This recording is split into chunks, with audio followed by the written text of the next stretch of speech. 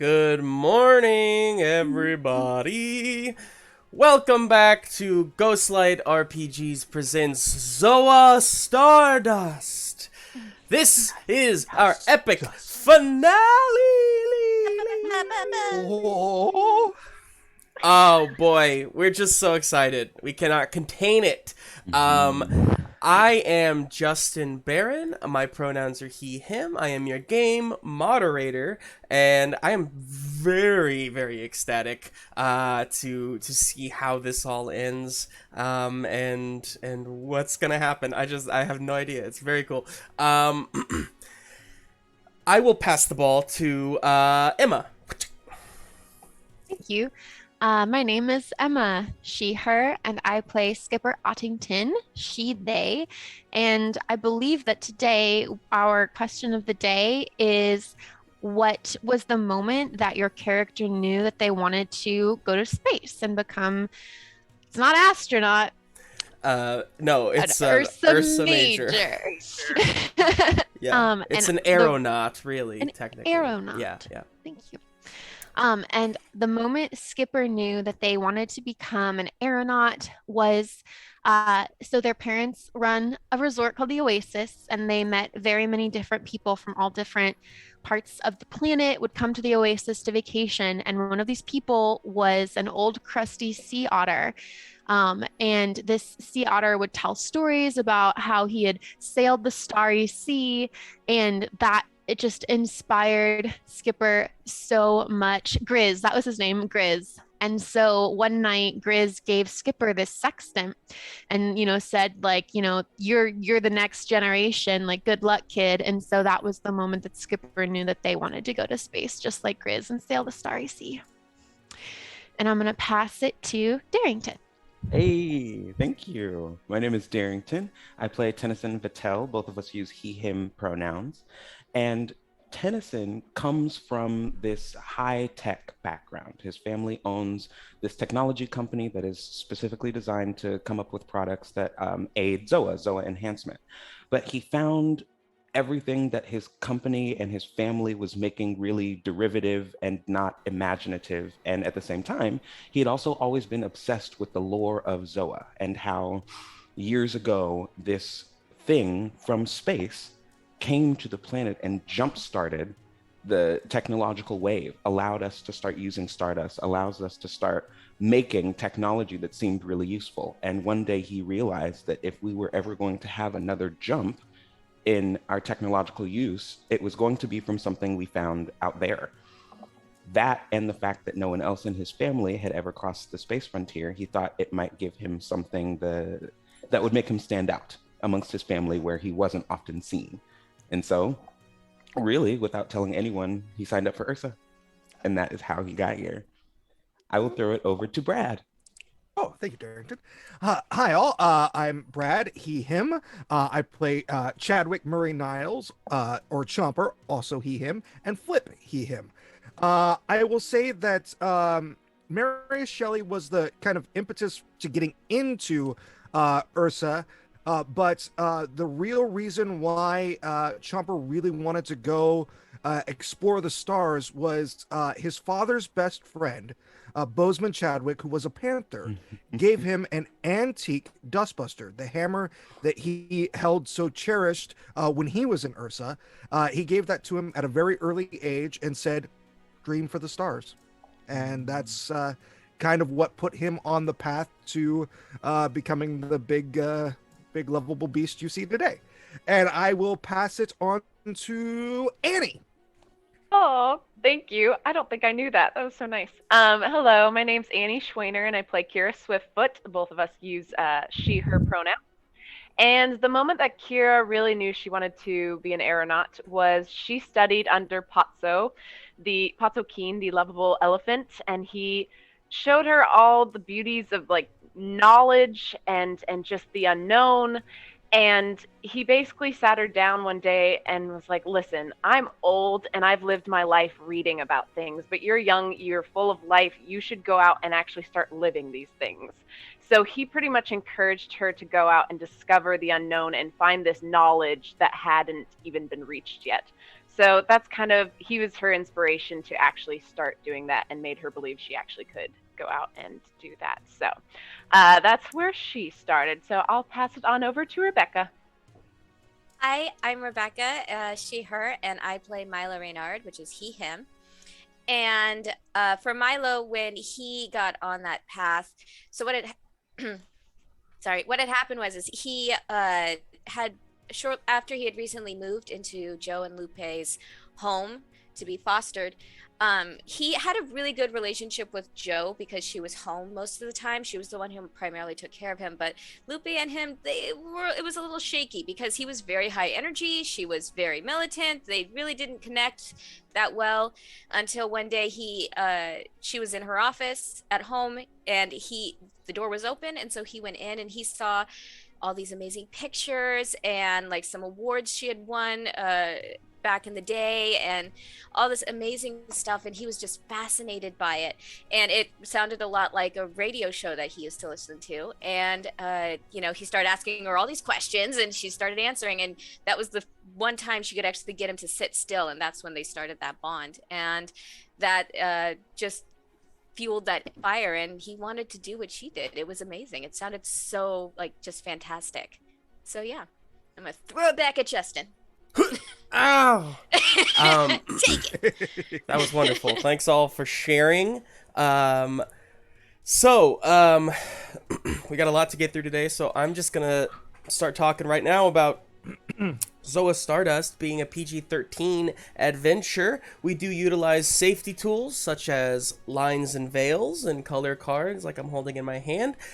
We use these to keep ourselves comfortable and remain respectful of each other's boundaries and whatnot.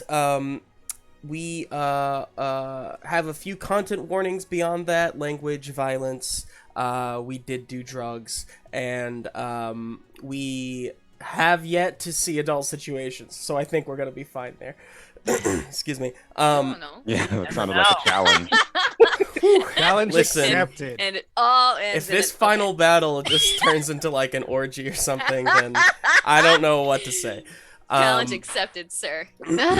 So, anyway, nothing graphic. We have done this for this is our 16th episode. For those of you who have been there for all of it, I just, on behalf of all of us, want to say thank you so much for taking the time to fall in love with these characters as much as we have, and kind of just go on the journey with us, because I don't think any of us knew where this was going to end up or how fun, honestly, this would be. I've talked in the past about how this is my first venture into really creating a world to play in and to live in and to allow to grow. And I don't want to get too weepy here, so I'll just say thank you to the 5 of you for helping me to grow Zoa and really kicking it off with just a bang. This, I have to say, this is not the end of Zoa. We will be doing more Zoa content in the future. I think it's just a matter of time. So if you like Zoa, if you as an audience want to see more of Zoa, please let us know. Just hit us up.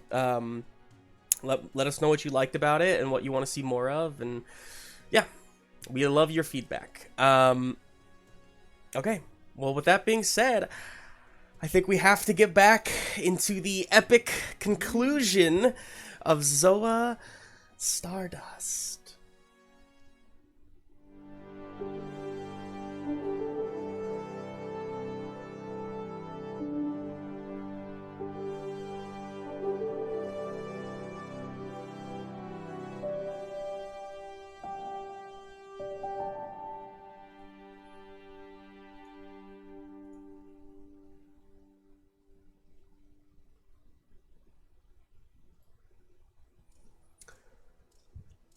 We began this journey on a planet called Zoa, where these 5, plus Flip, These five young minor officers, as they are called, in Ursa, the United Realms space aeronauts. I don't have it in front of me. I should probably know what Ursa stands for, but something like that.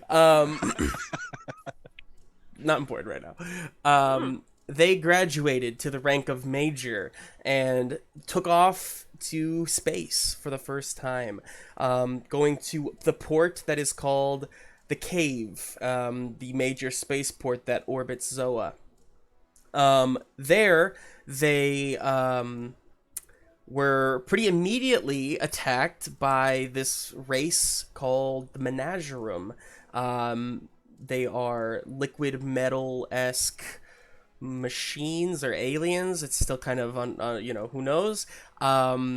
They attacked and captured Zoa and the cave. Our five heroes, along with a small crew, escaped on the Buckley's Sting, which was one of the oldest ships in the fleet. No, definitely the oldest ship in the fleet.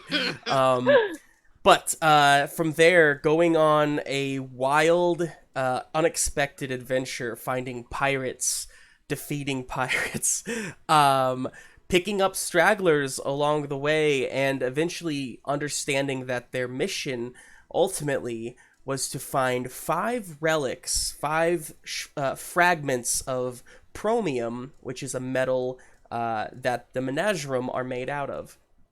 Finding these five relics that were each bound to a different mystazoa, which are godlike Zoans who came before, essentially. So setting out on this quest, they found each of the five mystazoa and in different ways broke free those relics from them, either through defeat or through, well, just we'll stick with defeat, of different kinds. So putting all of them, each one of these five binding themselves to one of those relics, knowing the cost that it could take on their individual lives, they embraced the power of the relics and formed a sort of key to return to the Menagerum homeworld. There, we picked up last week with our heroes and their entire crew crash landing on this Menagerum homeworld and discovering that Zoa is merely one of hundreds of different planets who have been that have been captured by the Menagerum for, it seems, some sort of resource collection or something of that type. They discovered how to release the planets by disarming or deactivating the power within the planet, and knowing that it would leave them stranded on this homeworld of the Menagerum, they made the choice to go ahead and release the planets basically back to their home, orbit, if you will.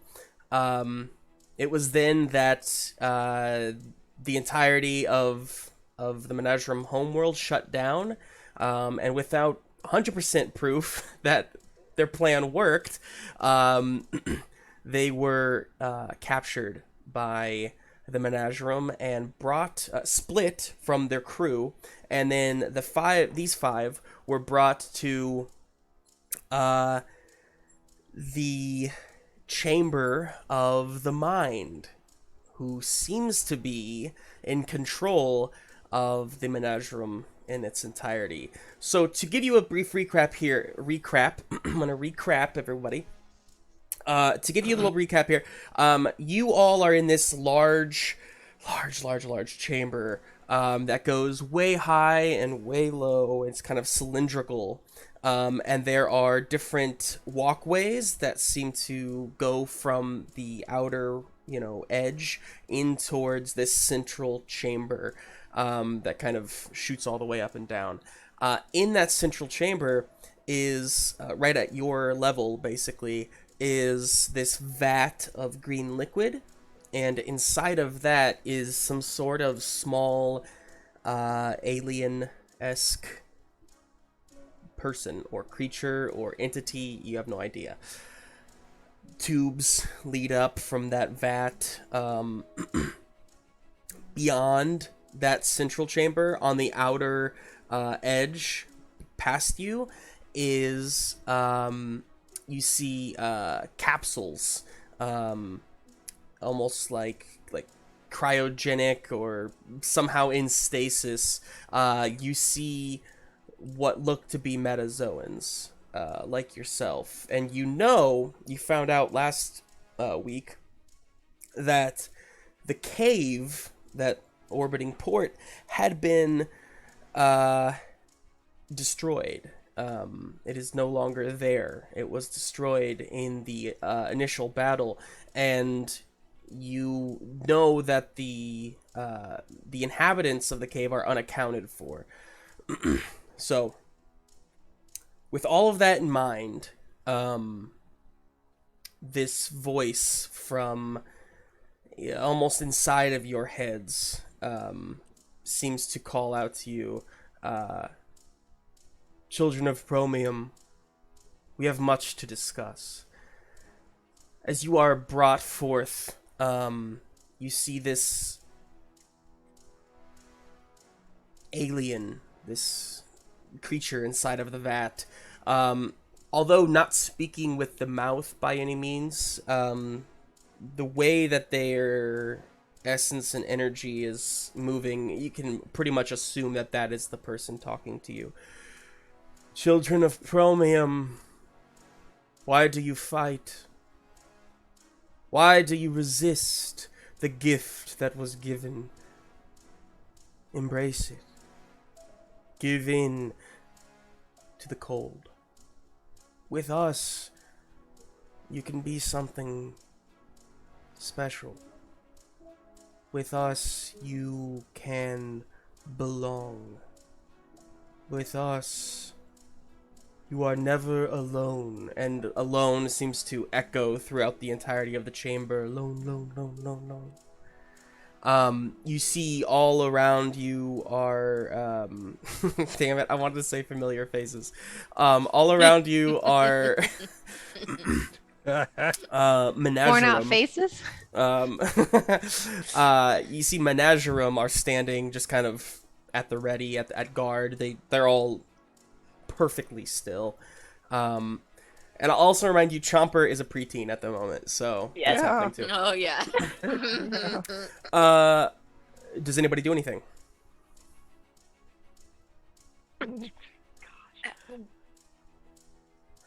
I'm looking at Milo. Yeah, we're looking at Milo.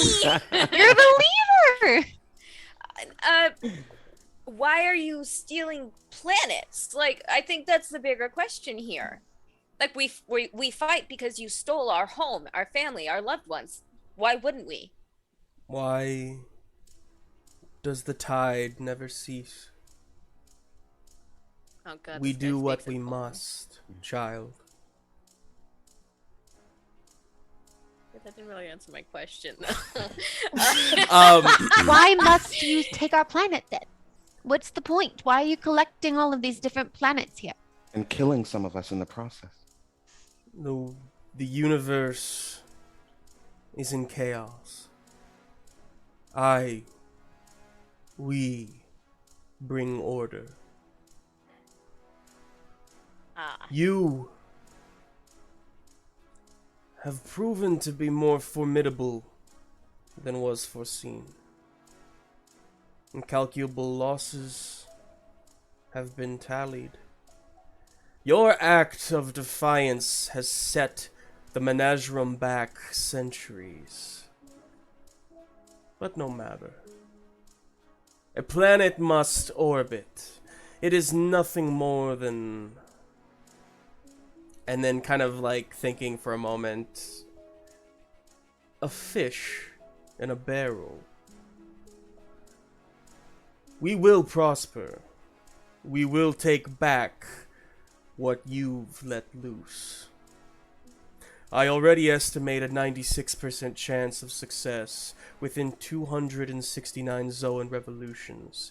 Time is no obstacle. Don't you see? It is pointless to resist. You could return home, live out the rest of your short lives with no meaning, not in the greater scheme of the universe. Or you could embrace what was given, become my lieutenants. Apply yourselves to a greater purpose, give order to this universe, and live on forever in glorious metal.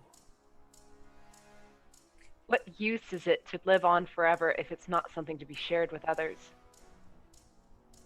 I will not be a soldier for you. Not when there are people who I dearly love who you have put in danger. No. You think too emotionally. That's sexist.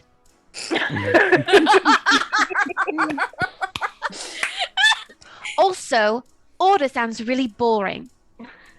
Yeah, you kind of picked the wrong crew to give that sales pitch to, buddy. And who exactly are you to even give this sort of gift to the universe? Like, who asked you to do that? That is a great question. What is all of this? When you see pain, suffering, and have the solution, do you need ask to give it? Yes. Yes. You can lead a horse to water, but you can't make it drink, buddy. And we know horses. Is that racist? Is that racist?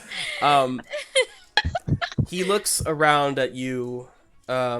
His eyes seem to land on Tennison. And you all feel this way. Maybe it wasn't the best system that we had worked out, but it was ours. And we were going somewhere pretty great before you stood in the way.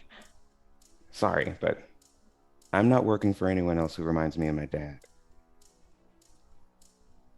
It is interesting you believe we stand in your way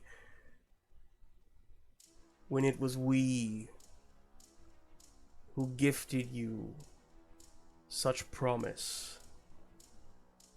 Do you think you would be where you are without us? We wouldn't need to be here if you hadn't taken our planet.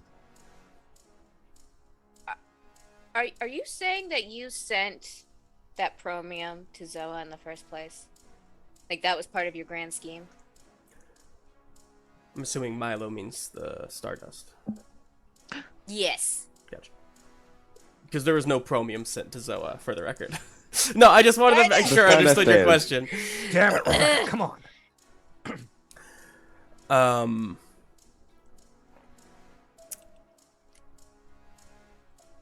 They say,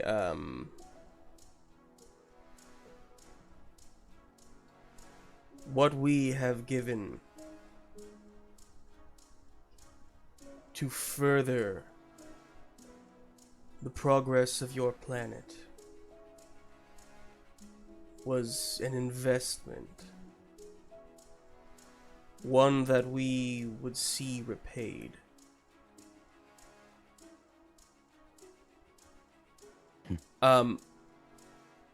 You all can't help but think of all the things that Stardust, that Dust, has done for Zoa. Tennison, as you were saying just earlier, Darrington, without Dust, there's a good chance Zoa would still be in the, Sword and Shield ages. No sense of... There was no industrial boom without Dust, right? So if, I'm not saying, but if indeed the Chromium somehow gave dust to Zoa, then you also consider the fact that, last week you found the listed out resources that were within each planet that they had captured, and it would seem like the resources are kind of the key or the core of why they collect planets. So if indeed they gave resources to Zoa, only to let more resources grow from that, which they have, it's I don't know, just different thoughts kind of going through your heads. Excuse me, Mr. Goothing. You seem to be organic in your composition. Why do you have all these metal things with you then? I created the menagerie as what it is today. Before me, Chromium was but another of an infinite amount of chaos. Aimless, without meaning. I shaped it. I gave it purpose. I quieted the many minds and made one my own. Hang on. These creatures, they all had their own minds. They were once their own people. Is that what you're saying? All these little metal people, they have their own personalities, their own families. Is that what you're saying? What I am saying is,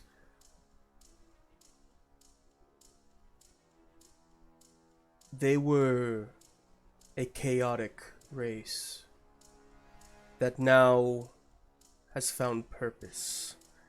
If you and the rest of your Zoans refuse to find purpose, I can help push that purpose upon you. Well, what's your definition of chaotic then? Seems to ignore that question. You see, he hasn't really moved much inside of this vat, or I should say they really haven't moved much inside this vat.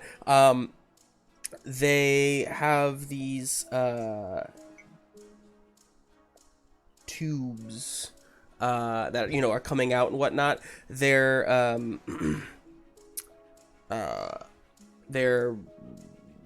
what am I trying to say? The liquid inside of the vat seems to be being pumped in through these tubes, almost as if there's like some sort of filtration that's currently happening, where some of the liquid is being released and some of it's being pumped back in. That coming from all the creatures who we see, like, who we assume to be our officers around, or is it just going out into who knows where?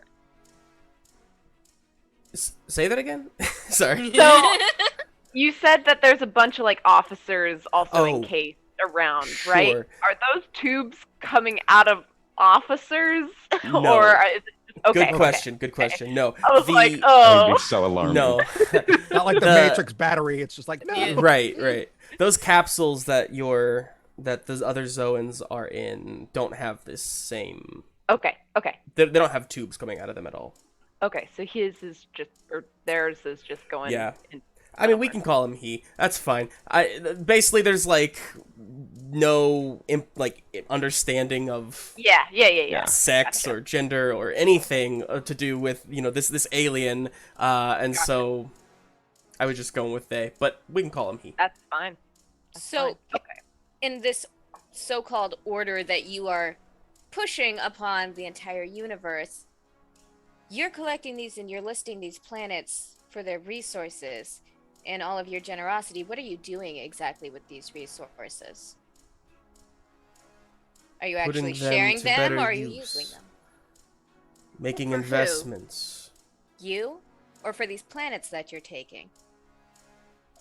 I mean, you seem to want to be a god.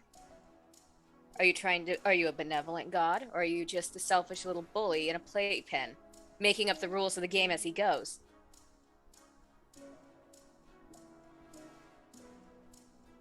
I see that none of you are at a place of understanding what this higher purpose truly is. You disappoint. I foresaw great things for you. Well, hang on. I'm sure Kira or Tennison have a good question to ask. Oh, I was just gonna ask GM while he's monologuing. Can I be looking at the officers around and seeing like if there's any way to get to them or see faces, familiar faces, or anything like that? Are they moving? Are they conked out? Sure. That kind of You focus on them. I will say they are. So this central chamber where Yeah. he is, and you're like on this side of it, looking at him here. Mhm. Behind him, on the wall back here, which I should mention is like a 60-foot gap or so. Gotcha. Is along that wall are the capsules. But I will say you do see a number of like familiar faces. I mean, along that wall, and then like you see they're also going down farther. Like there's a good amount of them here, and you see other creatures too that aren't even Zoan, that are of different kinds and whatnot.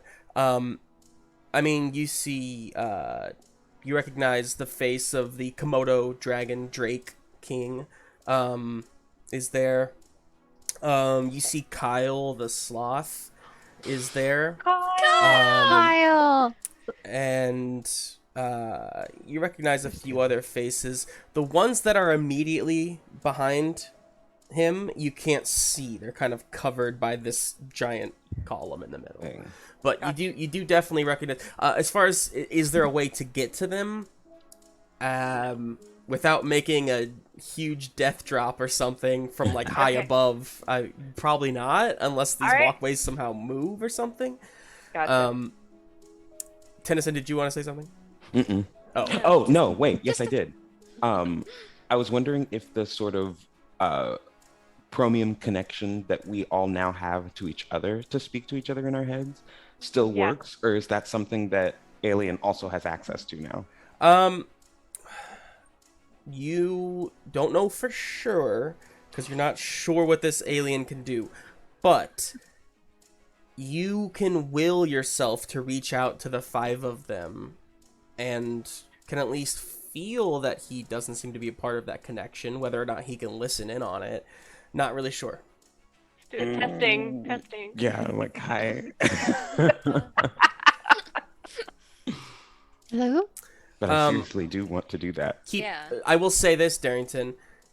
You have used that connection before when discussing the plan of infiltration and all that stuff, and you weren't really caught nothing for a happened. good long time. So if he is in on that conversation, it wouldn't really make a lot of sense why he allowed you to deactivate all of the planets.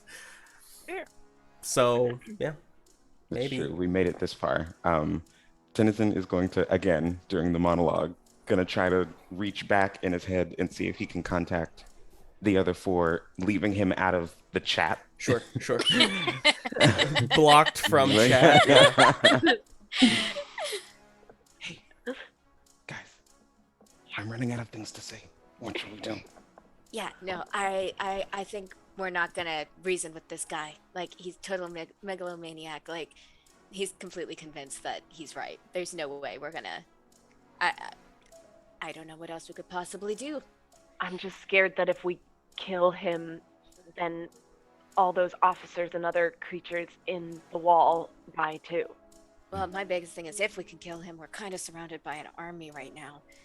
Maybe know. if we can disconnect him from that chamber he's floating in, maybe all of these menagerie won't be under his control anymore. I was thinking that too. If he's the mind, then that's what to shut down. And Chomper, what you said was right too. His matter seems organic. That means it can shut down. I say we shut him down. Yeah. But we've got to be sneaky about it. Do you guys want to go like full frontal assault, or are we going to try and play some sort of mind game here? We could try. I think we should someone should try to distract him while the other people maybe try to get close to him. I can turn invisible, so however that can help, I can do that. Oh yeah, you can do that. I forgot. If you want, I can try to play some mind games with him. I don't know if that would work or not. I mean, we could try and play nice with him. We've been pretty aggressive. It's true. Oh So- shoot! What did he say? I missed all of what Yeah. he said. Yeah, I was like, Yeah, and so then while- we all come back. Monologuing, and we're We're just like, While what? you all are kind of like in your head, like eyes glazed over, you catch bits and pieces of the following. Okay. Understand this. Zoa will not be taken back into our collection. It will be absorbed, destroyed, as punishment for the insolence shown by 5 annoying specks of dust. But you will not merely be defeated, no.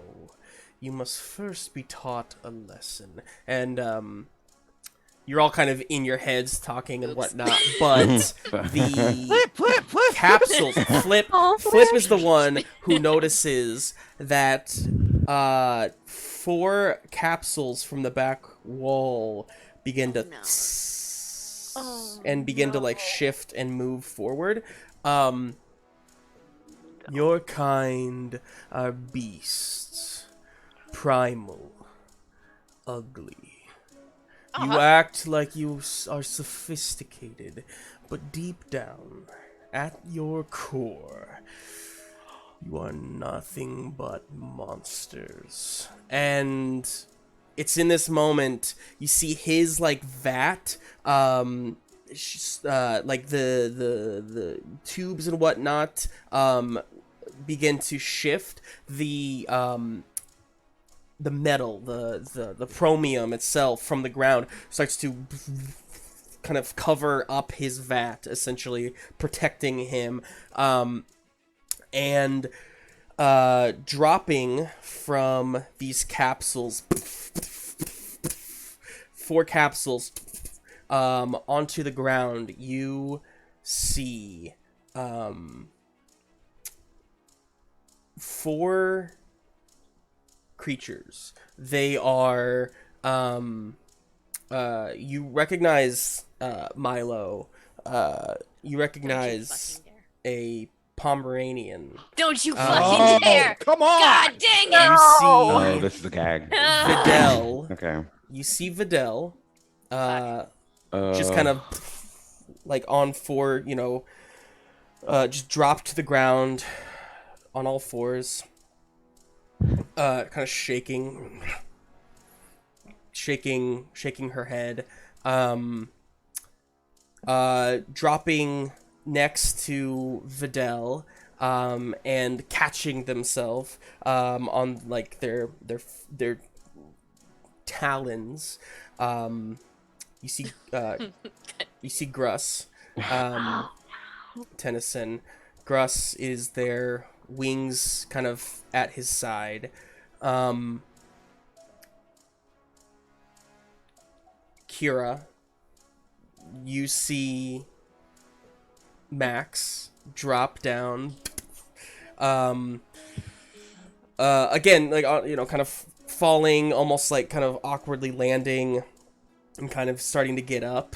And the final one that is kind of in the back, almost like those 3 are kind of forward, and then one drops in the back that is closer to the vat, almost as if like even more of a protection. You see a massive grizzly bear, whom you all recognize to be Commander Wrigley Strongpaw, the creator of Ursa. And I should mention, all of them are completely naked, not wearing any clothes. Oh. All right, I'm gonna kick this thing. Kira. Kira's blushing. Like, okay. I'm well. pissed. Where are my girlfriend's clothes? Ex-girlfriend. It's complicated. What do you all do in that moment? And so they're on a different No, they're right in front of platform? you. You're on Oh. this big circular platform. On one side is you. Behind you are a small battalion of Menagerum. In front of you, kind of in the center of this, is the three of them, Max, Vitell, and Gruss. Behind them is Commander Strongpaw. Behind him is, at the other end of this circular, walkway, basically, is the vat that holds the mind. Milo's gonna run to Videl and try and. Milo, wait. Nope, he's gone. He's gonna. Oh, I knew you were, but Kira's saying, no, Milo, wait. And he's like taking off his jacket to throw it over her because that's he's just like Videl, like, are you okay? What happened? Milo, and you just, get as you heard far her. as throwing off your jacket onto her, and you see a blade of metal shift out from her back, and just like a shark fin, slash your jacket in half as it falls to either side of her. She looks up to you. She is on all fours, and she starts growling. And then she leaps at you. Shit! Oh, no. Kira, you see Max is there. He starts kind of getting up, and you see his dark eyes look over to you, and he just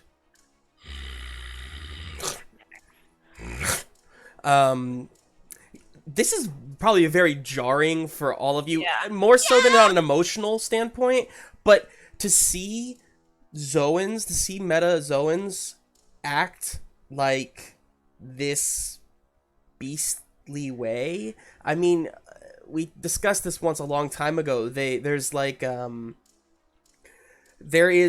the rare, kind of psychotic case of, like cannibalism or something along those lines that happens in Zoa, but it is, I mean, none of you have ever seen something like this. Tennison, Gruss, just kind of like looks up to you and then takes off into the air above you. You see metal shift and start to form some sort of identical type Tucanai to yours around his torso, except instead of arms, you see two, like, grenade launching looking things that just shoot off towards your group. And then behind all of this, of course, is Strongpaw, who stands there on all fours. Loud roar echoes throughout the chamber. And let's jump into some combat. Chomper I a think teen Nice yet? is off the Please. table. Yeah, we Come need on, another Chomper, hour. hit of puberty. Chomper is Puberty, still a puberty. preteen. Dang it. It has not been that long since he morphed into a preteen. It's okay. It's okay. It's okay. It's okay. It's okay. It'll be okay. Let me pull up the thing here just for again, sorry everybody in the chat can't see this, but when we inevitably continue Zoa stuff, we will make sure to have some more visual aids. Okay. So for now, we'll just use this thing as all your enemies right now. Great. Who would like... Actually, I take that back. The enemies are going first, because they definitely have the surprise on you. So, fantastic. Let's go. Let's do this. Pumped. He's going to kill us. Okay. I need, Tennison, Skipper, and Chomper to go ahead and make me reaction rolls to so you know, build your dice pools like normal, because grenades are dropping near you as Gruss flies overhead. Okay, everybody, niceness is off the table. Don't pull any punches. Ooh, baby! Don't hurt my girlfriend. What Don't did say you that, roll? Justin. I'll tell you in a second. Your dear ex-girlfriend. Oh, Not the kids reminding us. oh God, I don't have any. Oh yeah, that's right. I'm I just single want and to sad. say. So, first of all, I rolled 2 1s. If anybody has a Okay, plot point and work. would like to buy those. Remember, you can spend them on giving yourself a stunt, which allows you to describe something really cool that happens on your next turn with the D8 added to it. You can use it to buy yourself an asset or to give a complication, both of which last 1 round, unless you spend another plot point to enhance them. The complications last more than 1 round, I should say. And our plot points re-upped Re-upped? in between this, correct? Yeah, so we should all still be at 3 plot points now, right? No. Is So that at the top of a session? No, at the end of a session, you can't have any more than... What did I say? Or 4. We can't have any more than 4, but but we shouldn't have 0, right? I don't think you gain them. yeah. Let me check my notes on that. That's a good I thought question. you gained them. Let's It's a If good we question. have Let's check. I'm Yeah, just playing see this what I game on said. hard mode then, if that's the case. If we Same. can Yeah, come back. I have Okay. 2. At the end of each session, you may roll over up to 4 from the current session. You may never have any more than 8. Yeah. I think No, I will say I'll give you each one as a gift, just that'd be because I nice. love Oh, you. thank you. I will say, Bradley, I don't think we ever made that a thing, but now that you say it, it sounds like... I don't think you should have at least 3 at the beginning of every, but I think I should give you at least 1 at the beginning of every session, so I apologize for not doing that. That's... No wonder Brad's like yeah, killing it's been on hard mode. It has been. I'd like to buy one, please, with the plot point. Okay. Great, and what are you doing with it? I think I'm going to use it for a complication. Okay, cool. What was there a number that we needed to be in reaction? Was there a number you needed to be... Oh, I'm sorry, yes. So I rolled 2 1s, and then with my Right. other 2 dice, I rolled a total of 5 with an effect of a D8. Fantastic. Total of 5, if that I tells you really how needed shitty that. I rolled wait. on those 3 dice. Do you have Oh. another one? You Wait, better so work. we Oh, just thank have to goodness. get over a 5? Yeah. Yeah. I then did roll okay, another then 1. ignore my Yes. second roll. Yes, Annie. This I bodes might well for take us. that one. I might buy that. This from is a you. good time to remind the chat that if you have any channel points, you could gift them to the players in the form of plot points. I'm gonna buy your other one then. Okay, great. And what are you going to use it for? I would like to use it. You tell me, is it better to use it as an asset or a complication to Max with the power of friendship and the fact that we have a connection somewhere that I'm going to try to dig into? Of like, Dig deep. dig deep. That is a great question. So I would say it will be a complication on Okay. Max Okay. to specifically attack you.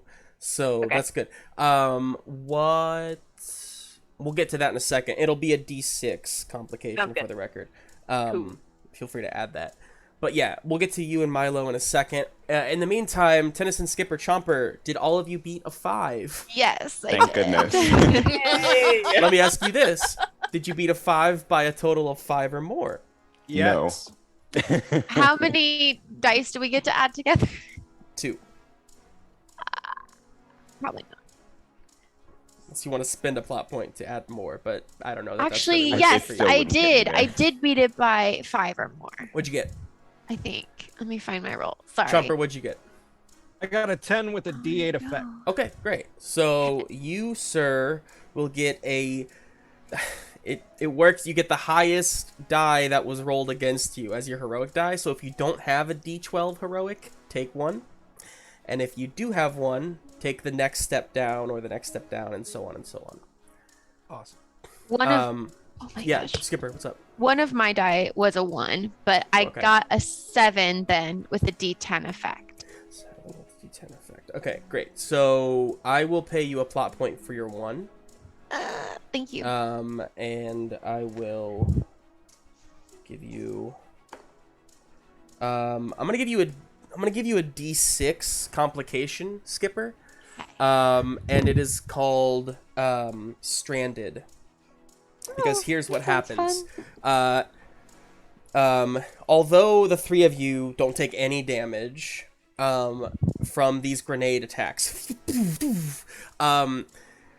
Chomper and Tennison instinctively rush forward, closer towards like the central thing. But Skipper, the only option for you is to leap back. So you actually leap backward. The grenades break the walkway, kind of destroying. There's about a 15-foot gap between the two edges of the walkway, and you, Skipper, are stranded on the side that has all the menagerie on it. Oh shoot. So, Fun.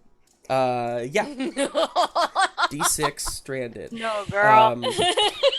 I've got a lot of cards over here with lots of writing on them. If you guys could just be honest and tell me when you have a complication whenever I'm rolling against you, I would really appreciate it. Thank you. Absolutely.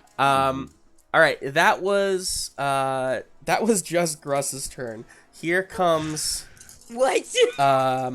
Here comes Vitell, who leaps at Milo. Oh, fuck. Now, Wait. Milo, you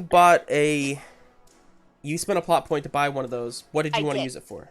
So, my idea is that he knows that she's got a bad back left knee, and so he hits her in her bad knee to kind of give her a limp to slow her Hell down. yeah. Wow. That's great. She knows she's I really live. sensitive about it, but We'll say that's a D6 complication against Yeah. her then. Let me He's write like, that "Sorry." down. Aww.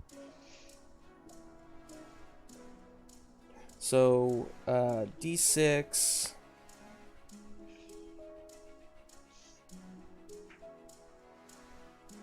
Blah, blah, blah, blah. Sorry, what did I just say? D6, bad knee. Okay, great. So you can add a D6 to your roll Awesome. when you react here. cool. Vitell, Max. No, Vitell. I'm doing Vitell. Okay. All right. I rolled another 1. If anybody wants to buy that one. I'll buy it. I got a 15 with a D10 effect. So, make your roll and you have to beat a 15. And Skipper, you are I buying bought the your 1. one. Awesome. Mark off a plot point.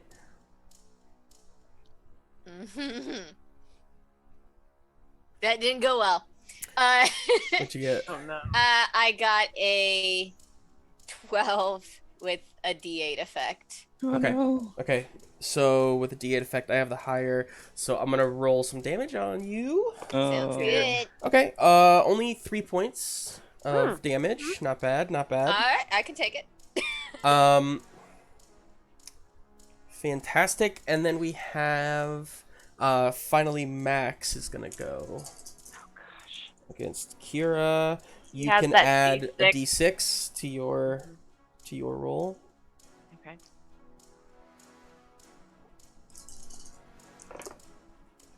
Oh shit. What'd he do?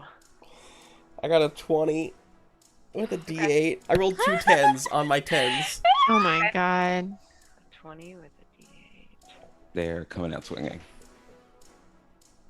Okay. I did roll in that 1, Okay. so there we go. Yeah, I'll give you a plot point for that. Okay. What was it on? It was on a D8. Okay. So let's see. We're gonna add the 8 and the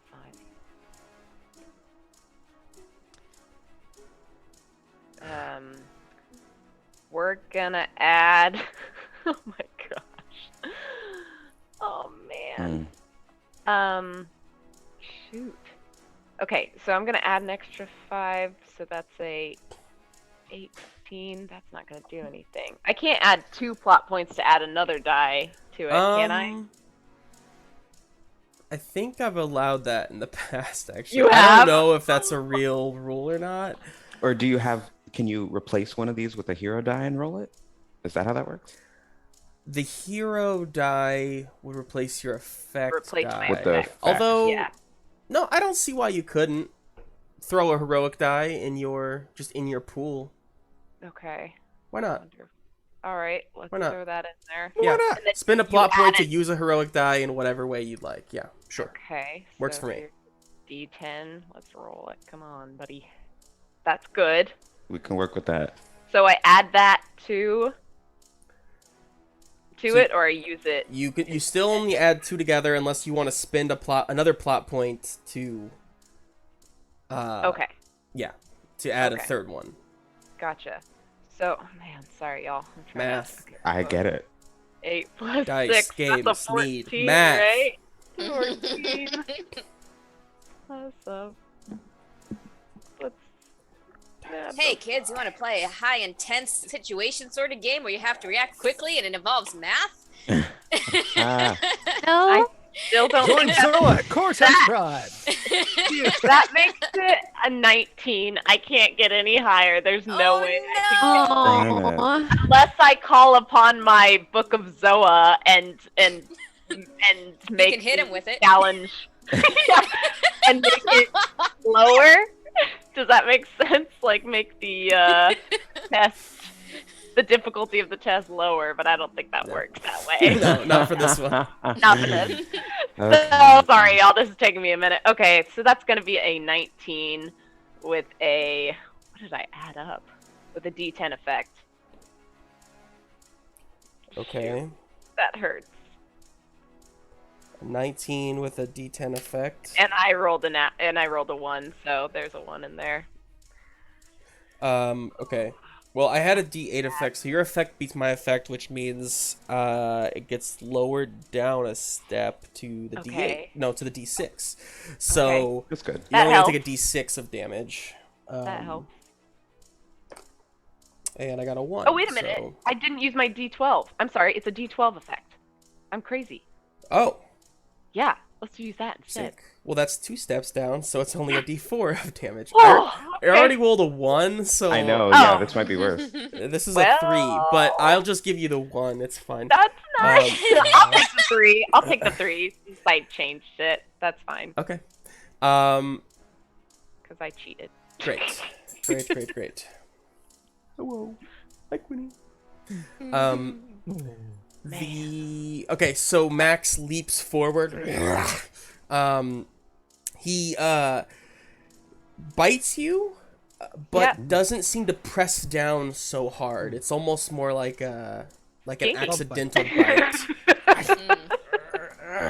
And then he kind of like lets go, and you see he like looks away from you for a moment. Great. Naked and Strong Paw is not like close enough to any of you really, so he seems to be standing his ground where he's at. So that will end the villain's turn here. The villains. Shit. Boy. Which means it is now time for me to pass it to one of you. I'll throw it to Skipper, because Skipper's kind of back on their own All back there. alone. Go, girl. Get him. Okay, so I'm back with the menagerie. Are they doing anything, or are they just standing there? Good question. They have turned towards you, but have not done anything else beyond that yet. Okay. I've been trying to figure out what to do with that one I bought from you, Yeah. and I'm wondering if I can turn it into an asset that might help me get to the other side back with my friends. I will say you could just use it to lower your complication of stranded, and once that goes down, you won't be stranded anymore. Let's do that. I'm gonna lower my complication of stranded down to a D4. Yeah. Okay. So it's at a D4 now, and sorry, I'm just realizing I never gave Annie her complication. Yeah, go for it. Sorry. So it's a Too D6. late. Turn over. Took the 3 damage, Justin. Time out. It's a D6, and we'll just call it limping because Max bit you on your leg. Oh. So D6 Emotional trauma. limping. Yeah, or that if that feels more right to you. Yeah, I'm not gonna lie. Could be. Sure, I'll buy that. The inside. If you want to change it to emotional trauma, that works for me. I would, because that Okay. makes more sense. All right. But Skipper, so it's down to a D4, which means you just add it to your next roll, and then it goes away. So Okay. essentially what I'm saying is, on this turn, you can describe how you no longer get stranded if you add that D4 to your roll.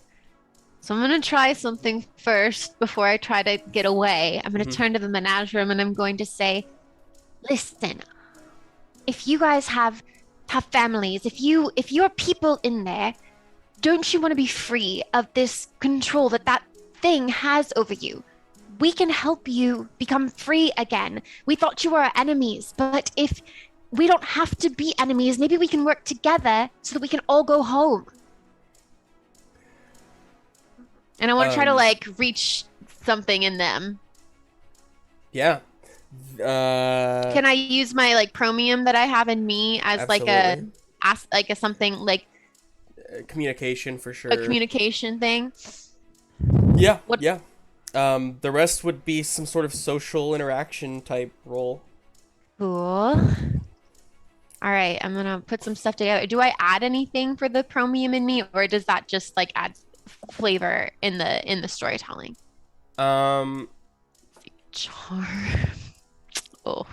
I think it just allows you to add that D12 of whatever it is that you have it in. One of your abilities. Oh, okay. Whatever your chromium ability is. So add a D12. Alertness. Yeah. I'm so alert. Well, and it's a D12 in alertness, but the D12 also can kind of double as using the chromium at times, so. Okay. And Okay, I'm just gonna, before you tell me, I'm just gonna give you what you have to beat, because there's really no makeup on the Menagerie that would be any sort of a social check. So I'm just gonna tell you, you have to beat... well, there's gonna be two different bars of understanding here. If you beat a 15, they won't attack you. Okay. If you beat an 18, they may understand you a bit. Okay. All right. Let's see what happens. Okay, I rolled. Okay, so I have a 5, a 3, a 5, and a 7. What was the first level was 15 that I had to beat? That's correct. Okay. I'm gonna use a plot point. It's not a very high effect, but if I add my 5, and my 7, I get a 17. And then I have a D6 effect, which is so close to them actually liking me and understanding me. Sure. Oh. So you're gonna use a plot point? 17. Would you say 17? Yeah. With a D6 effect. Okay. Man, you feel like you're right on the brink of breaking through. Dang it. But you sense that right now it's maybe this is not the time. You do feel though that they are kind of in stasis and won't attack you. Cool. Oh, I you turn were supposed to invisible. add your D4 to that roll. Oh no! Okay, I'll add a D4 now. Boy. It's 4. You good. rolled a 6, by the way. Oh crap. Sorry, It's it's okay. it's a 2. Okay. Does nothing, but we got rid of Does it. nothing. It's So, describe to me how you get across this ravine. Ooh. I am like trying to appeal to their selves, and it's not working. So I say, "Okay, well, I tried." And then I turn invisible, and then I'm gonna turn around, and I'm just gonna like rev up to try and leap across the gap. It's like Road Runner. Skipper's very fast. How wide is the gap? It's 15 feet. Oh my god. I'm gonna use my net gun Yeah.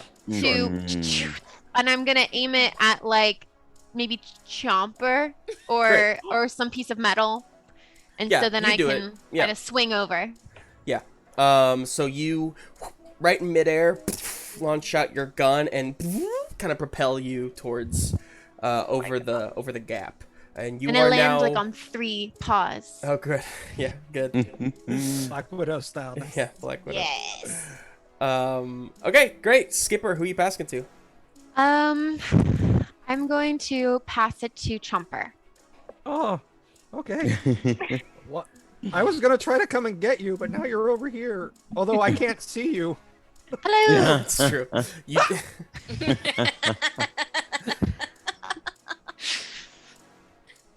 Well, now I gotta figure something else out.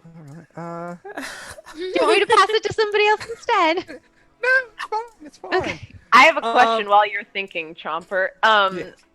GM, Yeah. so to bump down a complication or boost one up on somebody else, do you spend a plot point on your turn to do that, or should I have said that last time? yeah, you do it on your turn. Okay, perfect. Yeah. That sounds- Honestly, you can do it whenever, I guess. But yeah, I mean, if it makes more sense to do it some other time besides your turn, just let me know. Sounds good. but All right, yeah. go. But like, Chomper. if someone's rolling, you can give them that, like, step down their complication, like, during their turn. Yeah. Okay. Good. Cool. I'll remind you guys that complications stick around until they get stepped down all the way. Assets go away after 1 round unless you spend another plot point to make them last the entire scene. Oh, okay. And can we spend a plot point to make someone else's asset last the entire scene? Yes. Okay. Sweet. You can also spend a plot point to give an asset you have to somebody else or to the entire group, even. Cool. Sweet. Cool. Chomper, what are you doing? Yeah, it's a good question. I think I'm gonna help Tennison because of my wings.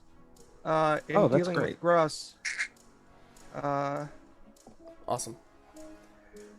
Yeah, Gruss is currently in the air right now, with like the 2 kind of cannons, grenade launcher looking things, made of chromium on his torso. I got a nat 12 on a 12 and a nat 6 on a 6. Wow, Damn, son. great. With a D8 effect. So 18 with the D8 effect. And this is to what exactly? This is not to damage Gruss. Mhm. This is to guide Gruss's grenades towards the tubing. Okay, yeah, fantastic. Good work then. All right, well, I got a 14. So you definitely beat me. Not quite enough for a heroic die. But I got a 14 with a D10. Yours was a D... D8. So, Yeah, 18 with the D8. okay. So you can step down. Okay, and so you're doing like more of a, we'll say an asset, that, let me think. Because it's not exactly a complication. It's definitely... why don't we just call this a...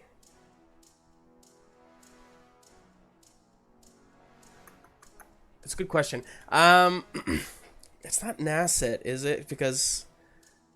Yeah, no, what? We'll call it an asset. Because you're not doing damage to Gruss. So, we'll just say it's an asset, of... whatever you got stepped down by 1, so a d6, that you can use on your next turn, or if you want, we could say Gruss uses on his next turn.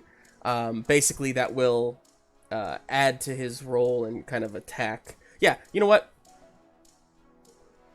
That's what it's gonna be. Sorry, this is one of those weird situations. So I'm gonna give Gruss a d6 asset that he is basically forced to use on his next turn to attack the tubing. Basically, what you've done, Chomper, is you went up there and kind of smacked with like your fist or something the metal, the chromium kind of belt that he's wearing, and it smacked around to where it just kind of releases onto the tubing. So, shut up, Bradley. So remind me of that when it comes to Gruss's turn. Okay, great. Anything else? No. Okay, who are you passing to? I will pass to Kira. All right. So, Kira is going to take a breath, and I'm going to use a plot point to boost or lower my emotional trauma to a D4 and boost his complication of friendship to a D8. Yes. So do I? Are you doing 2 plot points for those things? Yes. Okay. Yes, I am. That's it. That's all I got. Okay, sure. Is that all you want to do on your turn? No. Describe to me how you do that exactly. So I'm getting there. I'm Okay, ready. great. Okay. So I am going to try to. Kira thinks back to when Max and her would be training in like, combat and like fighting and stuff like that. And Max himself would be like, you got to get in the other person's head, Kira. You got to make them feel out of control and you in control. So she's going to start trying to talk to Max and get close enough so that she can like pin him down, not hurt him, but like sweep the leg and pin him down. So she's going to be like, Max, this isn't you. Max, you know who you are? You're eating 12 waffles in one sitting, Max. You're encouraging and you're strong. Those early morning trainings where we thought we were going to die because we were so tired. Your late night sessions and laughing, and you're my best friend. That's who you are. And then she's going to try to bring him down once she has his attention. Okay. So do I add emotional trauma to mine too, though, the D4? Yeah. So add your D4 to this roll to try and kind of pin or, sedate, not sedate, but pin Max here. So add an extra D4, but then you also can add the D8 that Max's complication gives you. Okay, that's a big roll. And then just because I just read it, Tar H2O 23 is giving Kira an extra plot point. Simply because it seems like you ran out. Thank you. I did. You're so nice. Thank you, daughter. I rolled 2 freaking 1s because that's where we're at. So gotta risk it for the biscuit, though. Risk it All right. for the biscuit. Can she get a plot point for that? Yes, can you risk it for the biscuit? Risk it for the biscuit, y'all. Aww. Right, but that's okay. What'd you get? Power of friendship, y'all. I am going to. Hell, I'm going to use that plot point and add a 4. So that's going to be a 19 with a D12 effect. Whew! Good. Ouch. It's a great thing.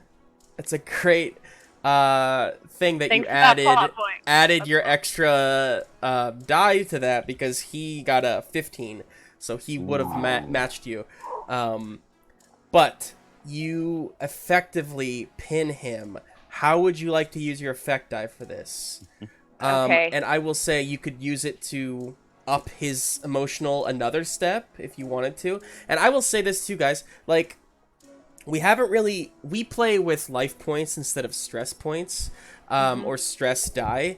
But in this situation, if you wanted to, like what Kira's trying to do, I am happy to let you basically use the classic Cortex structure of basically stressing Max out of the fight. So if you can get that emotional trauma or emotional, fighting against himself up to a D12, or rather past the D12, like get it to a D12 and then move it up one more time, he will basically be knocked out of the fight in that way instead of, losing health and stuff. Okay, so I would like to get him pinned, and I would like to boost that complication of friendship up for him by saying, and most of all, Max, I love you. And she's on the lips. Yeah. You kiss him? I kiss him on the lips. Tasted this girl good. Acknowledging he's probably gonna bite the shit out of me. But I mean, you did roll two Risky for the ones. biscuit. I did, so go for it. So, Come at me. Yeah, I'll give you 2 plot points Love hurts, baby. for a D6 of damage that's coming your way. That's okay. Oh, That's They'll 6 never forget points. their first kiss. 6 points of damage, as basically you have. By the way, his complication of emotional instability is up to a D10. But and you did that by kissing him. In doing so, he there's a moment where the kiss is just there, and then there's like a and he like kind of rips away at your like chin a bit, kind of like just blood kind of comes off your chin, but Yeah. you knew that was coming. You She's do- gonna hold him down. yeah, you have him somewhat pinned. Fantastic. What? Ouch. Who do you want to pass it to? All right, who's ready? I can go. Go, Tennison. Okay, well, Tennison thought that he was going to have to be the person to deal with Gruss because he was the only one with wings, but that is no longer true. So since we have Gruss already on a trajectory to help in another way, Tennison is going to refocus and go see if he can help out with Vitell. Oh, thank you. Great. So let's roll. And okay. Okay, I do have a 1, but otherwise, I'm working with. No. Oh, I what have you rolled done? 2 ones A. on my largest dice. Oh wow. Yeah. But you tell me what you got first since you're the attacker. Sure, I'm working with a 16 with a D10 effect. Fantastic. I got a D10 with no effect. So, and I have 2 ones if anybody wants to buy them. Not I'm too poor. For the record, using a 1 like this could boost a complication on somebody else. I will buy one. I would Okay. also like to buy one. Okay, great. The 2 of you are buying those. Spend your plot points. Great. So you beat her by a factor of 5 or more. So you will get a D12 heroic die if you do not have one. Whoa. I do, but I don't have a D10. Okay, great. Take a D10 and then describe to me what happens here and how you want to use your effect die. Well, Tennison's really been into tornadoes lately. He's really happy that this is something that he's able to do. It's a technique that works. So he is going to rush down to Vitell, and as he's passing Milo, he just goes, "Sorry,"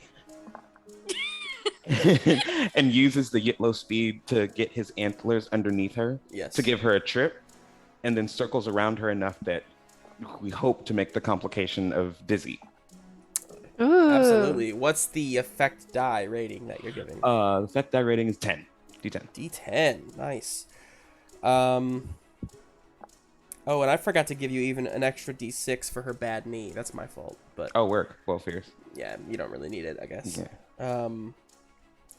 D10 dizzy as you and she kind of like spins.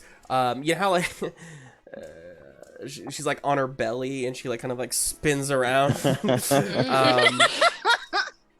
um, eventually using her like two kind of blade metal pieces to kind of like stick into the ground and stop her from spinning further, but she's very dizzy now. I will give you a plot point for your D8 as she with one of those blades like stops her spinning and then just kind of swipes away at you, giving you 6 points of damage. She got you good there. Oof. All right, Okay. I can take that though. Oh, who do we still have? So Vitell has 2 complications against her anytime somebody wants to use it for the record. Actually hit her. Yeah. Just so you know. And at the moment, What's none the of dizzy? them have taken any damage. What's the dizzy combo? It's a D10. dice? D10? Yeah. Okay. And I haven't gone yet, I don't think. No, Yep, yeah, I'm Milo's gonna the last pass one. it to Milo. Alright. So a D6 and a D10 added to that if you're going after Vitell. Oh, alright. Jesus Christ, this is a huge pool now. With What are two. you what are you doing? Describe it to me before you roll. Okay, so Milo's kind of gonna do the same thing that Kira did. Basically, he's gonna try and pin her, but from behind, so he doesn't get bit. Okay. And he's gonna try and talk to her. So this is Oh, a roll and I did to I did get a 1 in that previous round, and I forgot to say that. And I also got a 1 now. So just so you know. Okay. Great. And so this is kind of a roll to see if you can pin her, basically, is what you're saying. Yeah. But not like harm her. Yeah. No, it's Okay. just like a behind the arms sort of thing. Okay. Cool. I will give you 2 plot points for those 2 ones. And I'll tell you in a second what happens. Okay. I also got a 1, so if anybody wants to buy that, I will take that may. one. Oh, also, Rebecca, you bought a 1 from me last time. What did you want to do with that? Oh shoot! I forgot I was gonna step up her So did I. complication, but then she got a complication added, so I was like, Sure. what's the other thing I can do with them? Yeah, I mean, you could step up one of her complications, or you could give yourself an asset, or you could give yourself a stunt. I'll give myself an asset, and you can tell me if I don't get this one. Like, Okay. it's totally fine. But the asset of they've had a very close, intimate relationship before, Yeah. and so. 'Cause Yeah, you can give yourself that asset if you want. Okay. I will say it only lasts 1 round, right. unless you want to spend a plot point to make it last longer. But yeah, regardless, I got a 10 Okay, with a I have D8. a 16 with a D12 effect. Amazing. So you have a D12 that is trying to be to pin her, basically. Yeah, I mean, she's pinned. Okay. So And- now she has 3 complications against her. Oh yeah. Um, My poor girl's having a hard day. and give yourself an asset that is, friendly past or something like that you can add to your next roll with against Vitell. Okay, and her bad knee is gone now. Like that asset's gone. Nope. That was Oh. a complication on Yeah, her. complication. I mean. That's still there. Oh, okay. So yeah, he's got her pinned, and he's gonna try. He's like kind of more talking in her ear since she's pinned from behind, and he's just gonna say, "Come on, Muffin, I know you're in there." He's like, "I'm sorry. I'm sorry for everything. I'm sorry I didn't fight for us. This not like I thought this job was worth more than that, but it's not, and I realized that losing you is not worth it. I've lost you once. Please come back. Come on, girl. I know you're in there." Cool. So yeah. Cool. She just kind of kind of growls back at fair. you. For the record, I loved the speech. If you're gonna try to give her any kind of emotional, like anything, Yeah. just make sure you use your turn to do that next time. Oh, sorry. I thought it was still my turn. I'm sorry. No, it was. You used your roll to pin her Oh. instead of. That's what the effect. Oh, went to. I thought. Unless yeah, you no, wanted I to was change just- your D12 effect, not pinning her to something No, else. it was just he was just talking to her. Like he's just like I wasn't trying to. It was just for flavor. Sorry. So what do you want to use your effect die for? Like, would you like it to go towards like an emotional thing, or do you want it to be a complication that pins her down?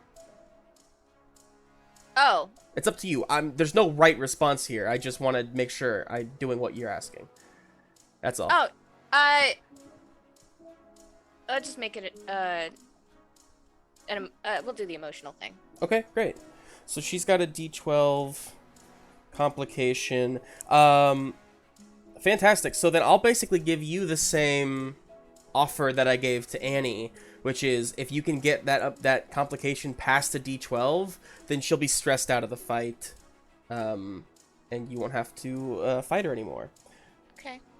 So basically, one more complication step up on that emotional, and she'll be out. And where is What Max is it at? on? She's almost there, baby. Max is at a D10 on that emotional spectrum. So we have to get above a D12. No, anything you get that you can contribute to that would step it up by one step. But if somebody was at like a D6, for instance, and then you added like a D12 to it, they would just jump to a D12. Okay. If that makes sense. Sure. Anything lower than what they're currently at steps it up by one. So Okay. And we have to literally, go ahead. We have to wait to spend the plot point that we bought from you until our turn, correct? If it makes more like, thematic sense to do so, yes. It's up to you. I mean, if you think it makes more sense to do it now, then sure. Kinda. Go for it. Let's see. Just because I know that we're stepping into the combat of Sure. the enemies. And to be clear, you can't make the roll or anything like that. But if I know you bought one of my ones, so if you wanted to spend that right now to do something, then go for it. I want to step up Max's complication. Okay, how do you do so? You gonna As kiss him I'm too? flying over. No, as I'm flying overhead, with Gruss looking down at what just happened, I just say, "She chose you, mate. Okay, she loves you." Aw. Fantastic.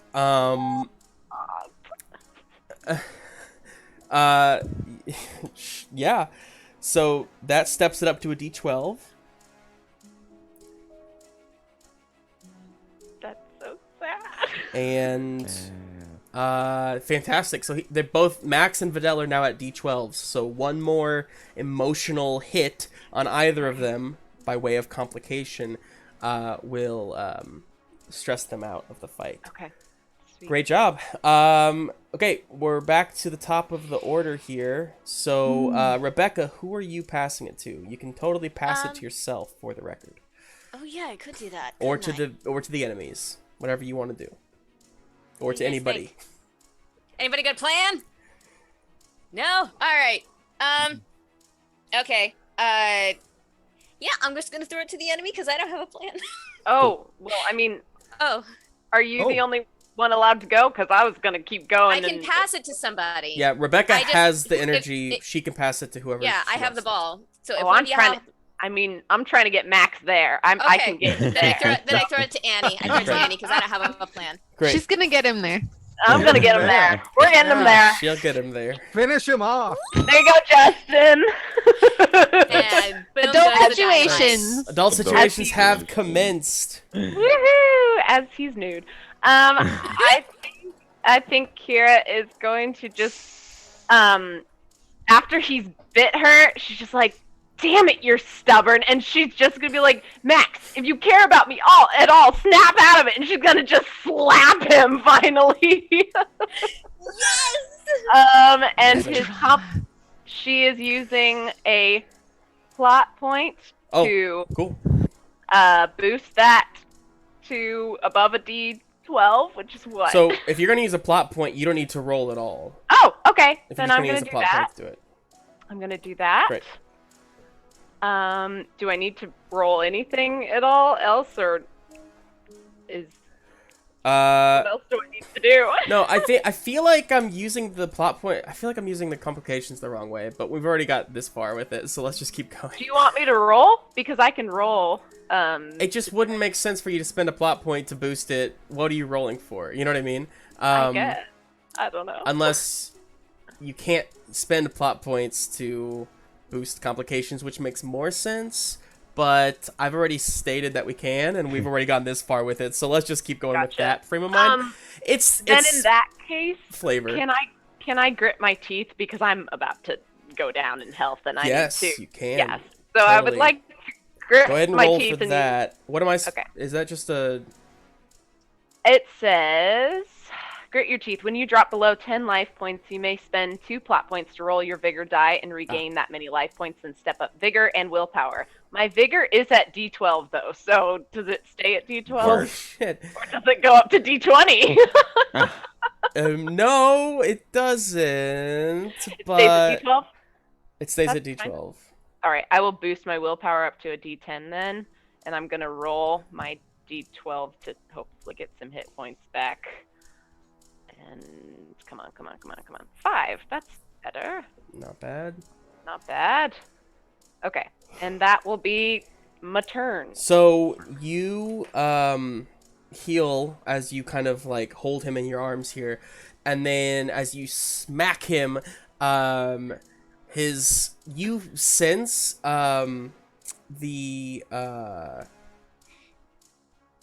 there's this like, you didn't see it at first because I mean obviously there's a lot going on and whatnot, but there is some sort of like thin metal collar around his neck, and as you smack him, he and then just kind of like looks in your eyes, and you see that collar start to like dissolve and just kind of slithers down and drops to the floor and just like becomes one with the floor, essentially absorbing back into the home world. And at that moment, you see his eyes like kind of light up a little bit with life, and his like just his form shifts out of like, you know, on all four hunched over kind of thing to like kind of more just the, you know, anthropomorphic style that we've established for all of you.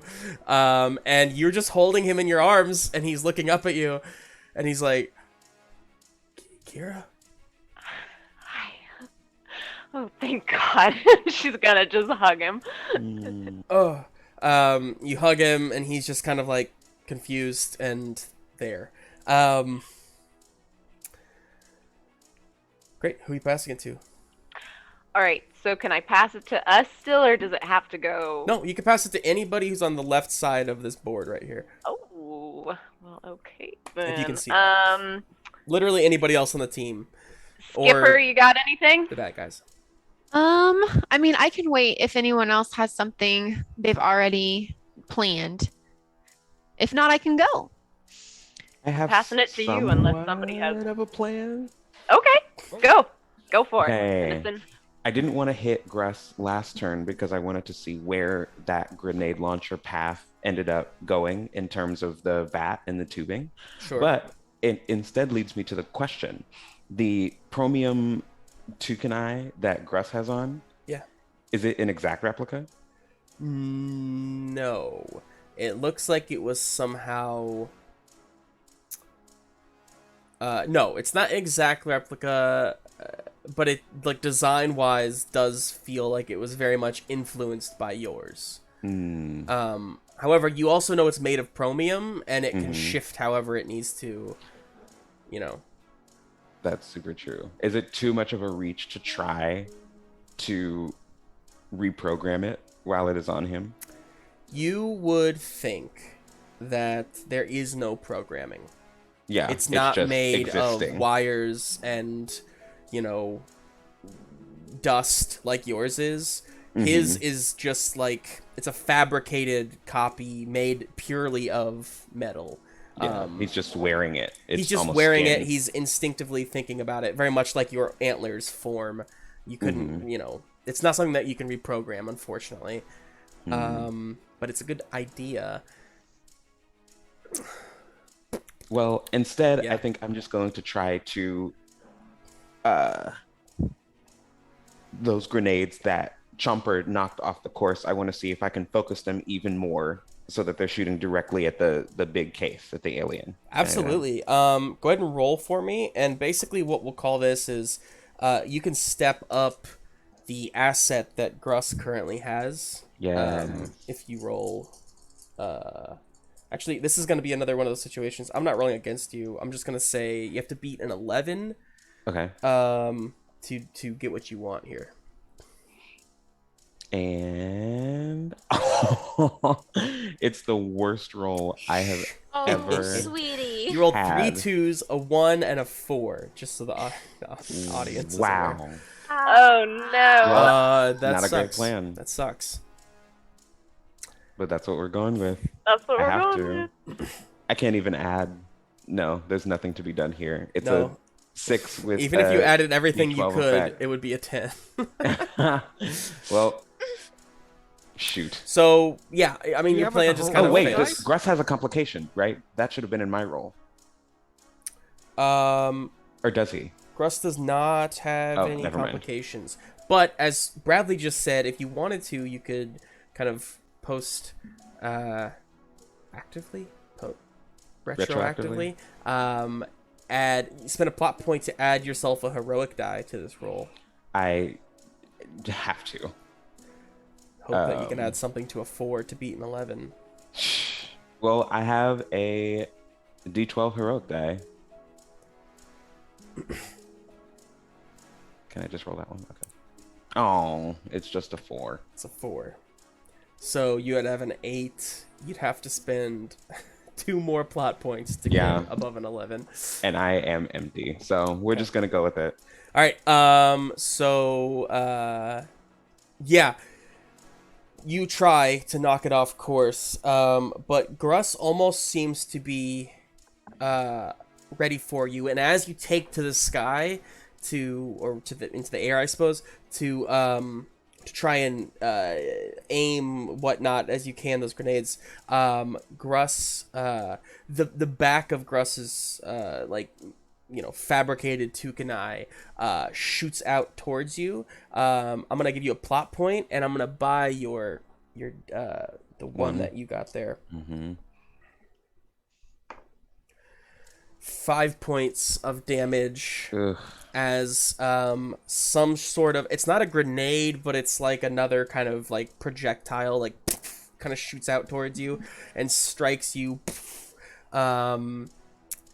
I think like it hits you in your Tukanai, which kind of like starts sparking on the side, and you but it does kind of pierce through that a bit too, and you have some damage there. So okay, who you passing it to? Yikes.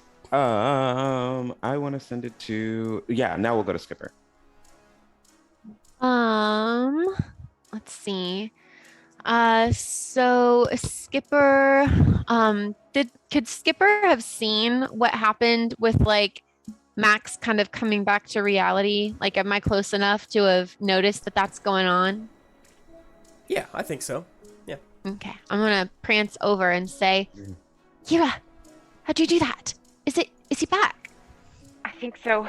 It's a collar. It's something on them all that's making them crazy. We gotta get him off somehow. I don't even know how I got it off of him.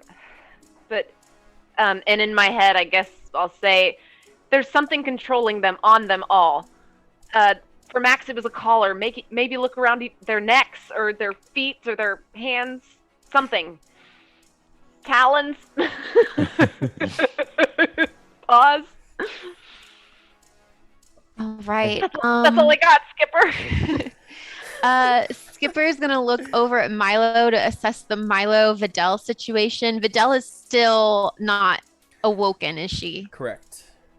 Okay. Growling.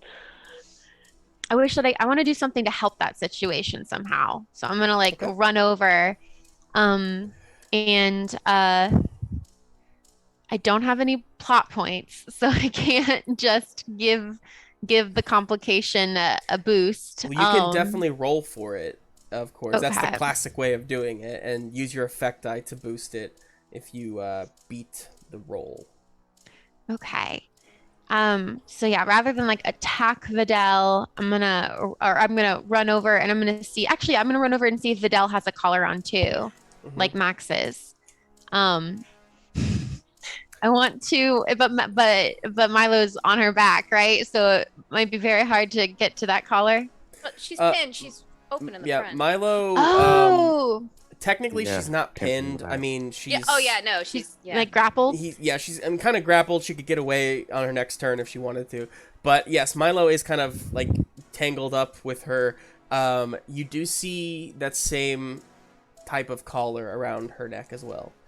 Okay, Through all then of I'm her gonna fur. I'm gonna go for that. I'm gonna prance over and kind of jump on top, so it's like Skipper, Vidal, Milo, and a little sandwich. And Skipper's going to say, "Look, Vidal, you make Milo happy, so we've got to bring you back." And I'm gonna grab the collar and I'm gonna try to like break it. Yeah, I'm gonna try to bite it off of her. Eat But it. otters Okay. have very strong teeth. Okay. Sure. Yeah. Go ahead. Okay, now I'm gonna make a roll for that. I will roll against you on this one as her. Now I will Does say it you have get to add complications a that I should add? D6, a D10, and a D12 to your roll. Well, Do you have any complications? No, you don't. I do not currently have any complications. Okay. Protector. Okay. I am going You are the to... attacker, so you tell me what you got first. All right, I rolled a bunch of numbers, so let me pick my best. Ooh, there's some good ones in here. I got a 4, a 3, a 5, a 10, a 2, and a 6. I'm gonna add the 10 and the 6 for 16 with a D10 effect. Nice. Amazing. I also rolled a 16 with a D12 Whoa. effect. No! But if you meet it, you beat it as the attacker. So Oh. Ha. you succeed. However, your effect gets stepped down from a D10 to a D8 because I have a D12.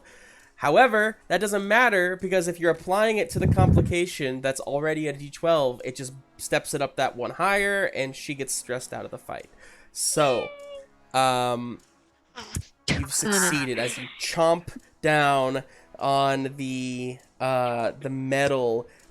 Your chromium, it just instinctively goes to your teeth to cover them, and you bite down chromium on chromium and just snap this collar off of Videl, who's being kind of held and just trying to get out. Once again, you see kind of her demeanor shift from being hunched over to kind of standing up taller, and then looking at you, Skipper. Skipper? What's... Don't say I never did anything for you. Whoa, why am I naked? Oh. Oh, sorry. And then, like, kind of awkwardly, like, turning around. Milo? Oh my god. Hi. What? Long story. Who are you passing it to, Skipper?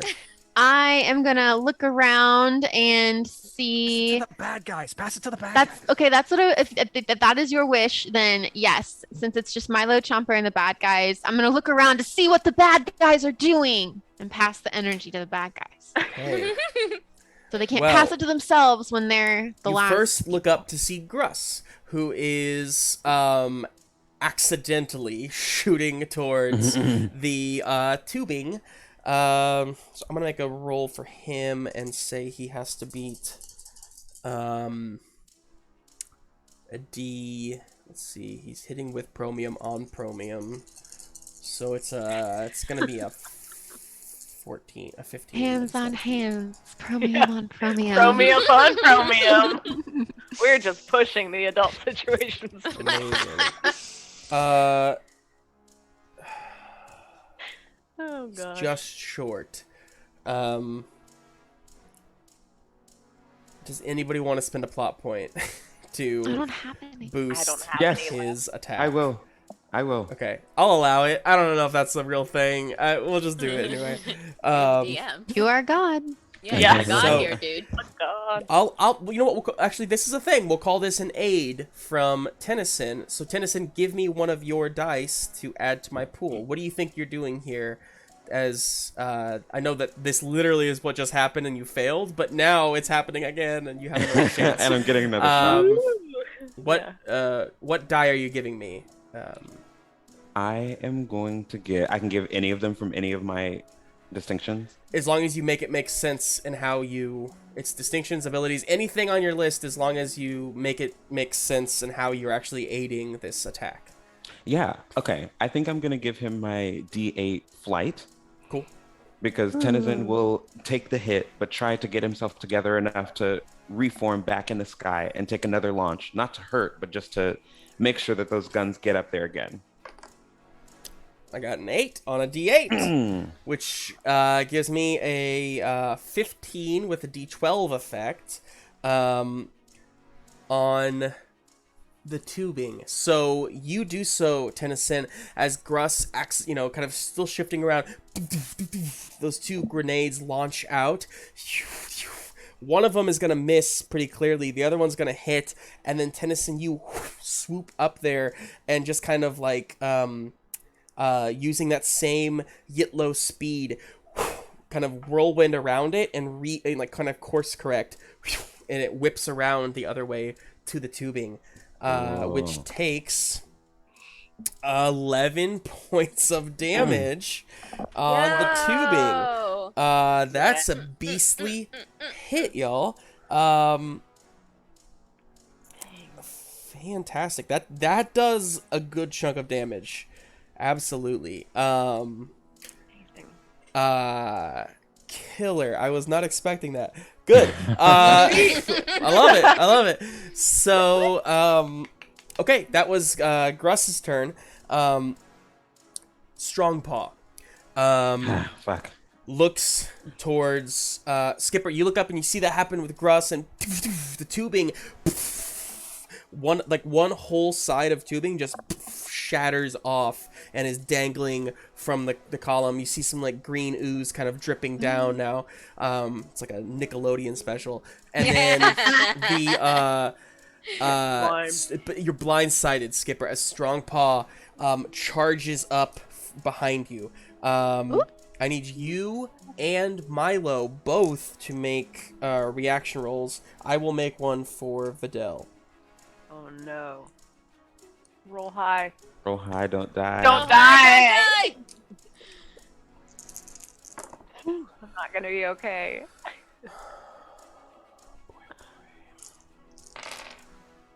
All right. Well, Vitell rolled 2 ones, so nothing really much there. Oh no. Okay. I'm the attacker, so I'll tell you what I got first. I got a 17 with a D10 effect. Oh. Oh. I did roll a 1. Okay. And I got a 16 with a D8 effect. Oh. Okay. Do you have any more plot hang on. points? I don't have any plot points. All out. Okay, I will buy your 1. Now I have a plot point. Yeah, can't use it now, but yes. Yeah. I will buy your 1 to give you a... You're already going to take damage from this, so I'll just give you a complication.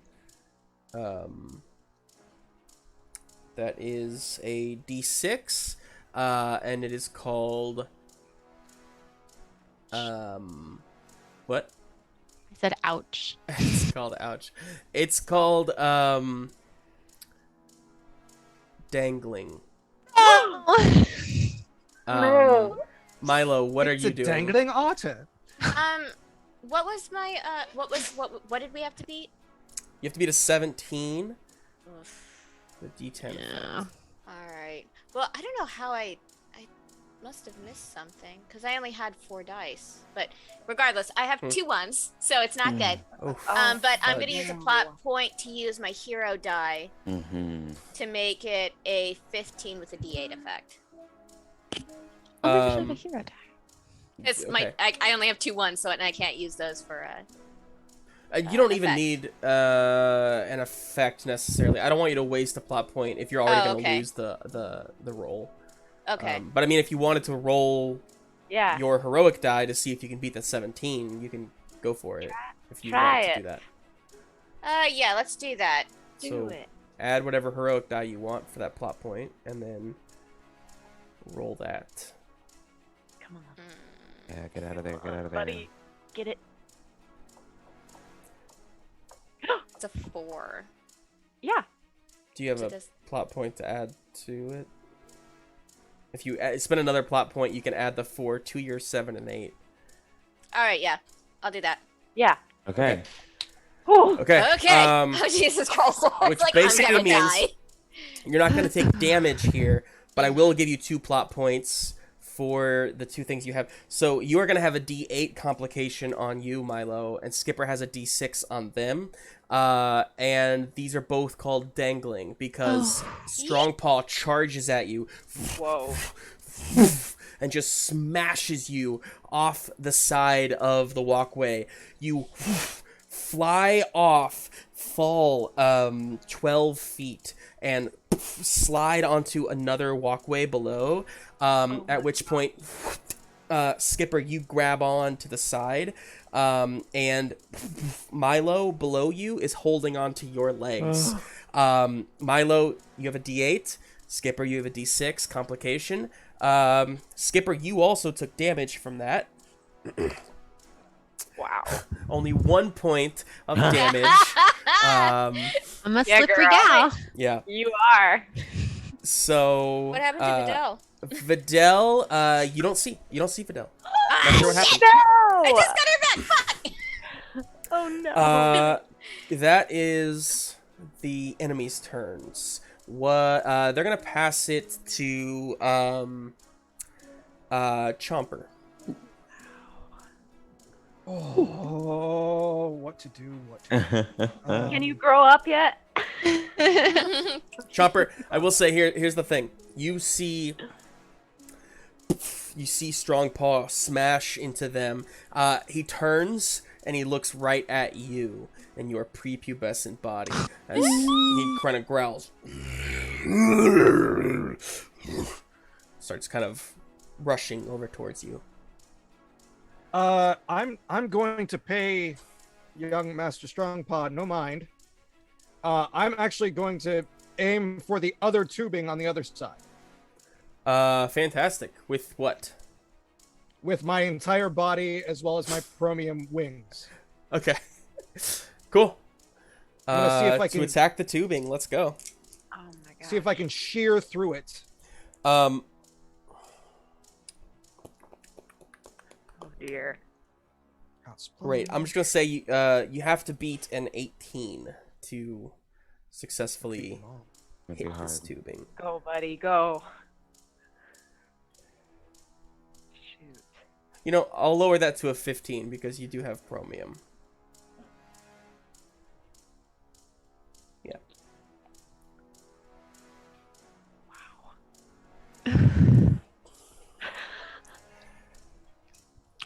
They have to beat a 15. That's correct. All right. I'm gonna spend a plot point and add another dice. Good. So my 14 will go to a 17 Right. with a D8 effect. Mm-hmm. 17 with D8 effect. Well, you beat it, so go ahead and roll your D8 and see what kind of damage you do. Ooh. Go, buddy. 6. 6. You got. Okay. Yeah, you ignoring Strong Paw, fly right over, and your right wing just slashes through 2 of these tubes, kind of fluttering off.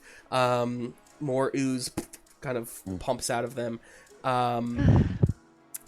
Fantastic. Who you want to pass it to? Can I?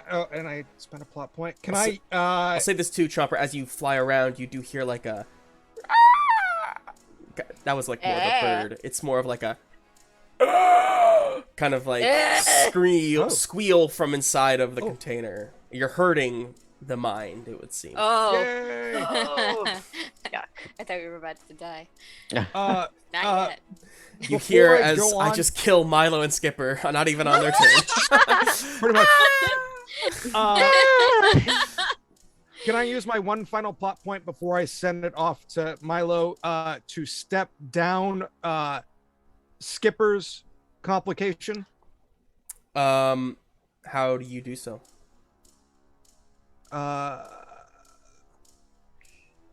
By sending Flip down to put his wings on her paws in order to keep her there. Flip. Boy, oh boy. Yes, you can. Yes, you can. I will say yes. Because this is improv, and I should say yes. Yeah. Yep. I don't know logically how Flip helps in any way, but yes, I think just the presence of Flip, Skipper, helps you out. There's strength there. That's great. Because that way it'll go down to a D4, right? And then after this roll, it'll be gone. Correct. Yes. Correct. Awesome. Cool. Thank you. So Milo, it's your turn. Okay. And I'm hanging on to. You are hanging on for Skipper. dear life onto Skipper's legs. Yeah. So I think.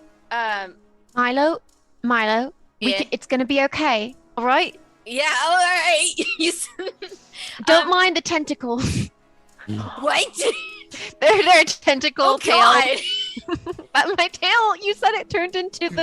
I forgot about that. Yeah. That is Tentacle. horrifying. I mean, you can Yeah, like I'm not gonna- reform it into like a sort of I'm not tail, or you can kind of like split them apart. You know, it's kind of. Can Not I gonna have lie. them hold on to Milo?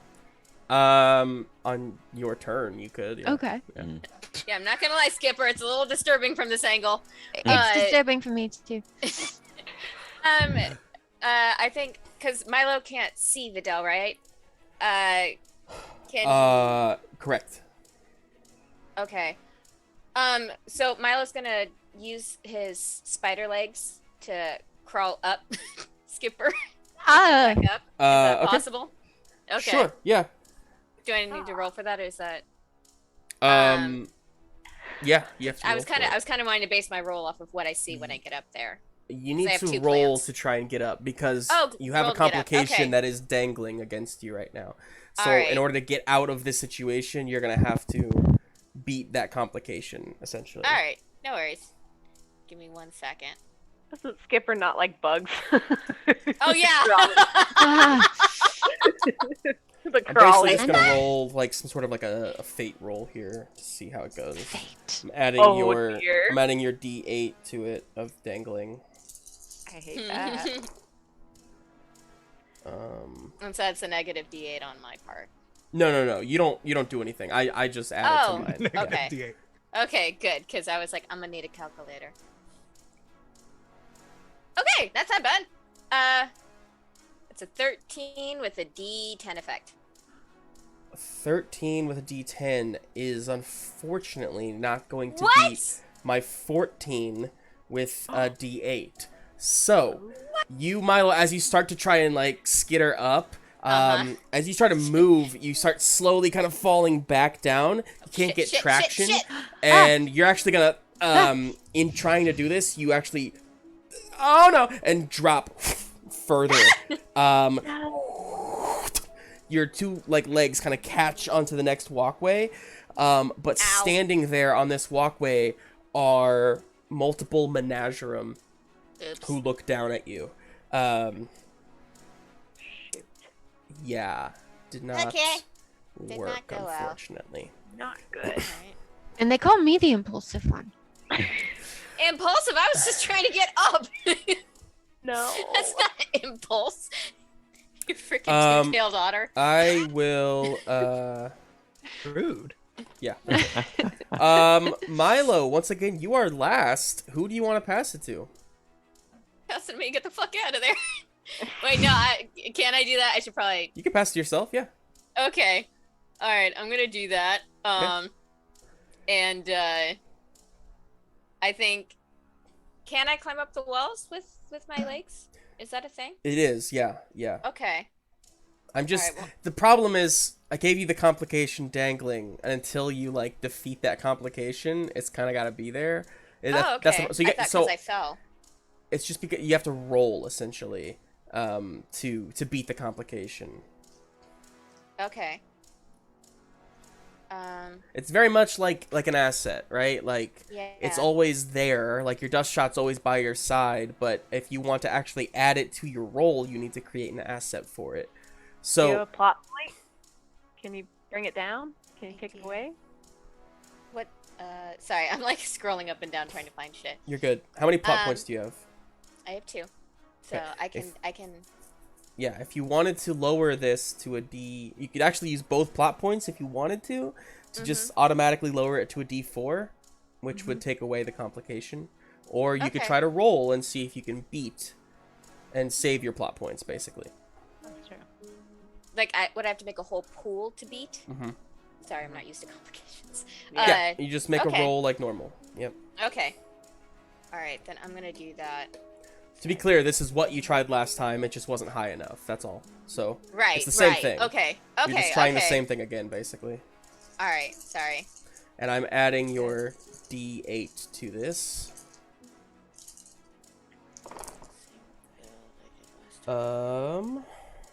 Okay. He didn't make an upset sound. He rolled good, guys. All right. Ooh. Chat, can you hear the music? Not doing Oh, great. no. Not doing great at all, guys. Is the music loud enough, chat? Can you hear that?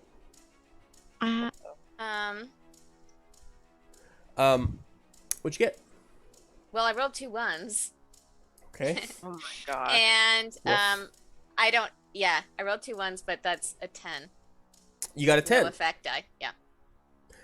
Okay, well, I got a 9, so it does beat. Jesus, what a Holy, oh my god. Oh my god. Incredible. So here's what I was happens. like, I'm gonna die. Unfortunately, you don't have an effect die Yeah. unless you want to spin a plot point to give yourself a heroic die as your effect die. Do you have any? Oh yeah, I've You yeah. too. Yeah. If you do, and you roll, or rather, you could just use your effect die to step down your complications. So, like, for instance, you're at a D8 right now. If you went to like a D10, you would step it down 1 step. If you did a D12, you would step it down 2 steps. Yeah, all right, I'll use my D12. Okay. You use your D12. You don't even have to roll it. It automatically steps your D8 down to D4, essentially, which means you are no longer dangling. So you've succeeded. You use your spider legs to climb up.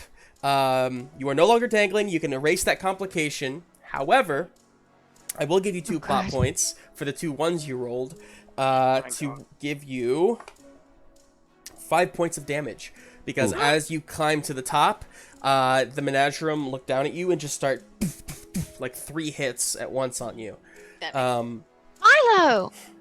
So Milo, wanted the just to be Menagerum to clear, And just kick him. you are you are 2 levels keeps below falling. the rest of your friends. Skipper, you're 1 level below. Milo, who are you passing it to?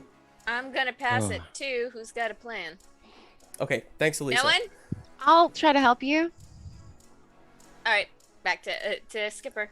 Okay. Okay. First, I'm gonna try to get up off of this ledge that I am dangling off of. So, I'm gonna roll for that. Using the power of knowing that I'm not alone because Flip is here to cheer me on and remind me And a that gun. and a gun And- and a Power of gun. friendship and a gun. So I'm gonna make a little pool here. Make a little poop. Little poo. Ew. Little pool, a little pool, a little pool here. Da-da-da-da-da-da-da-da-da. Technically, when I spent that plot point, that was technically giving an asset, which I have, which is Flip's trips. So you can use a D6. Yeah. Oh, hey. Oh, and that, thank you very much. Wait. I mean, yes, oh. you are giving an asset for sure. But what are you saying? What's Flip's trips? Ability to use flip for recon and for small item pickup or button pressing. Technically, Skipper is a small item pickup. Well, sure. Yeah. Yeah. Either way, Cool. you give her the asset. That's fine. Yeah. So I rolled 1, but I also got a 5, a 4, a 7, and another 4. So I'm gonna take the 7 and the 5 to make sure I get up over that ledge with a 14, and then I'll use a D6 as my effect. This is just to get off the ledge. Cool. It's a Oh, 12, not a 14, but it's still enough. And I didn't roll yeah. the freaking D4. Sorry, math. No. And then D4 is a 1. So I got another 1. Okay, so you got 2 1s. Okay, great. So you climb up onto the ledge. Let's see.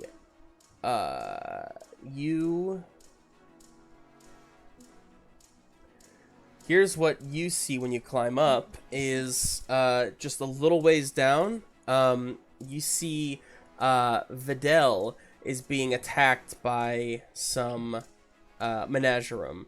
I'm just gonna give you basically a complication that is technically this would be like Vidal's complication. Let me think here.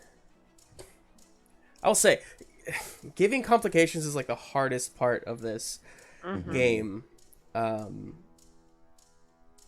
Because Could it be an emotional conflict? Yeah. Of not knowing whether to help Milo or Vitell? Absolutely. Yeah. It's a D8. I give you 2 plot points for it though. Thank you. Yeah, so here's why I think, and I think we've been doing it wrong now that I think about this all the way through. I'm giving you plot points for to build yourself a complication. With those plot points, you could easily just take down that complication on your next turn. So it makes no sense, really. We're going to keep doing it because I'm not going to change it now. We learned. In the future. We're learning. We're all learning this game, honestly, so whatever. You guys We're like can... your testers, and then now you'll know this for the next one. Absolutely. We're your guinea pigs. You're my titter pigs. So, Hey, titter pigs. Skipper, your turn is done. Who are you passing it to? I am going to, I'm looking around to see if anyone can help, and I see Kira, and I say, Kira, we need help. Do you? You need help? Milo and Vitell. Gosh. Kira, you are up a level, and you kind of hear her calling to you, so you kind of look down and see that she's down there. Okay. Her, and you see Vitell as well, and then you don't see Milo. Here's my question, though. Is Strong Paw coming towards me and Max next, since Chomper's flying? Yes, that is correct. Okay. Kira is going to hear Skipper and basically be like, okay, but if I don't get Strong Paw, Max and I are toast. So she is going to challenge her protector trait to basically get Strong Paw's attention off of Max, and she's going to run and get it on her so that he'll charge her and she hopefully can move out of the way and maybe he'll fall off. Sorry, Strong Paw, but I got Yeah. What is your current trait statement for your protector? It is, let's see. I've grown to love this family of mine. I'll do my best to protect them. Right. So you're challenging it. I'm challenging it to be like, I will protect my family. There's Right. nothing that's You're not doing your best. You are going I to am protect protecting your family. my family. Yeah. Yeah. More confidence. Absolutely. So you challenge your protector, which is going to triple it for this roll, but then step it down the rest of the session. Yes. I am using my D4 tough as nails, though, because this is stupid. And giving Yeah, myself a good. plot point. Give yourself a plot point. I love it. Because this is so stupid. So she's going to This is against strong paw, so yell at him. And we're gonna use. Sure. Okay. Here we go.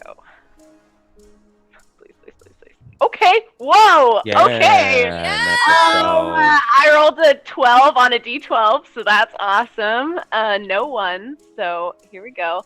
Let's That's fierce. make that a 19 with a d8 effect. Holy cow. I rolled a 1. If anybody wants it. And I got an 8 with a d12 effect. I'll So, take your one.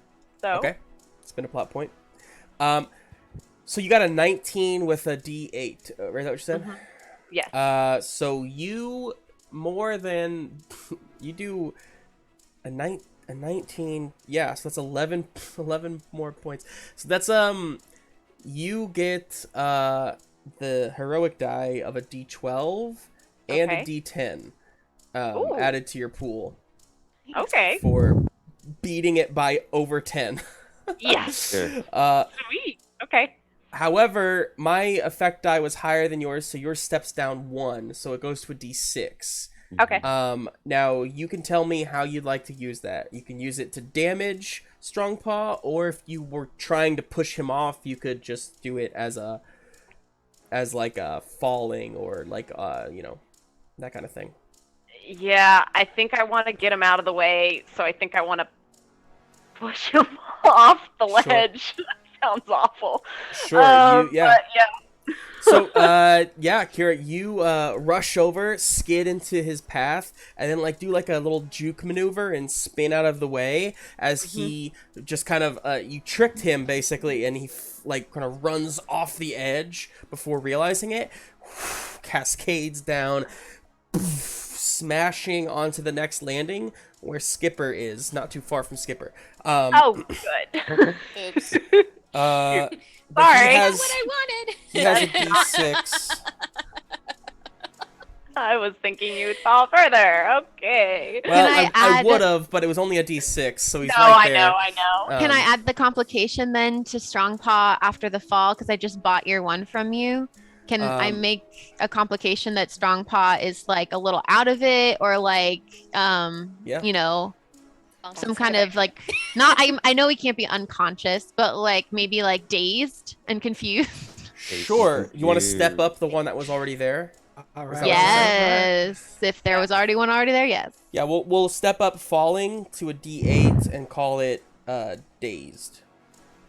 Okay. Great. Is there any way I can help her with that with my plot point that I gained to make it worse at all, or do I have to wait? You have to I can wait. wait. You can't Okay, spend the that's plot point the turn That you I got it. on the Yeah. turn. Okay. I wish this was a cartoon and I could just like push them to the next level and keep the falling going.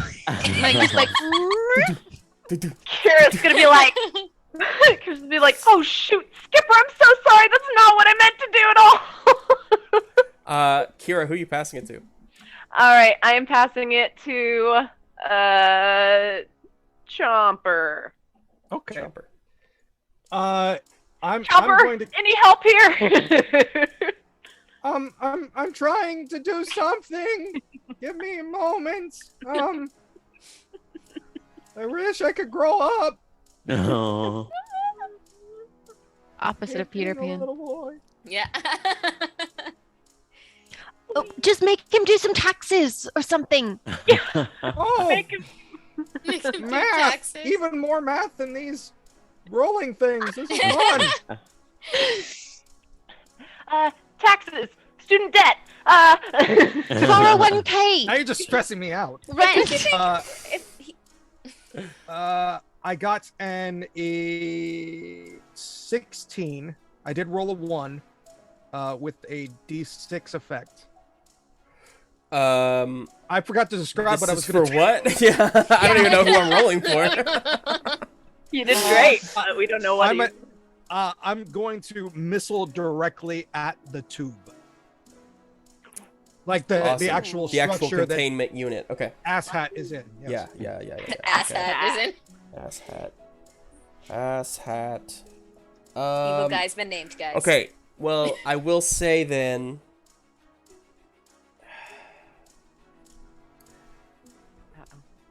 So, Chomper, as you go to do that, this thing is fortified, hardcore, and you would think that the tubing all around it seems to be like giving it its power, not only like the mind itself, the power and whatnot. So I'll just tell you this before you choose to do that. Going directly for the containment unit is going to be much harder than going for the tubing. It seems like maybe like destroying the tubing first would deactivate maybe parts of the chamber. It's up to you though. You can, I mean, Then I won't tell you no, because if you get high enough, you could damage the containment unit. no, let's continue with the tubing. Okay. Yeah. In that case, you need to beat a 15.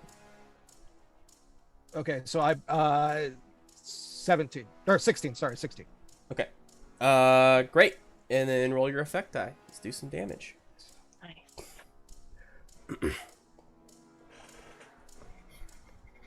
5. 5 more Okay. points on the tubing. Oh, so Nice slashing. work. There's one tube remaining that connects. You have nearly destroyed all the tubing. I see you have a 1 there as well. Yep. I think as you go and destroy some of it, this next one, some of that ooze kind of sprays back at you. So I'm going to give you a plot point and give you 5 points of damage as you are like splashed with this burning liquid. Oh. Cool. Who are you passing it to? We still have. Me, I think. You Alright. still have Well- Tennison and the enemies. All right. I'm gonna pass it to Tennison. Okay.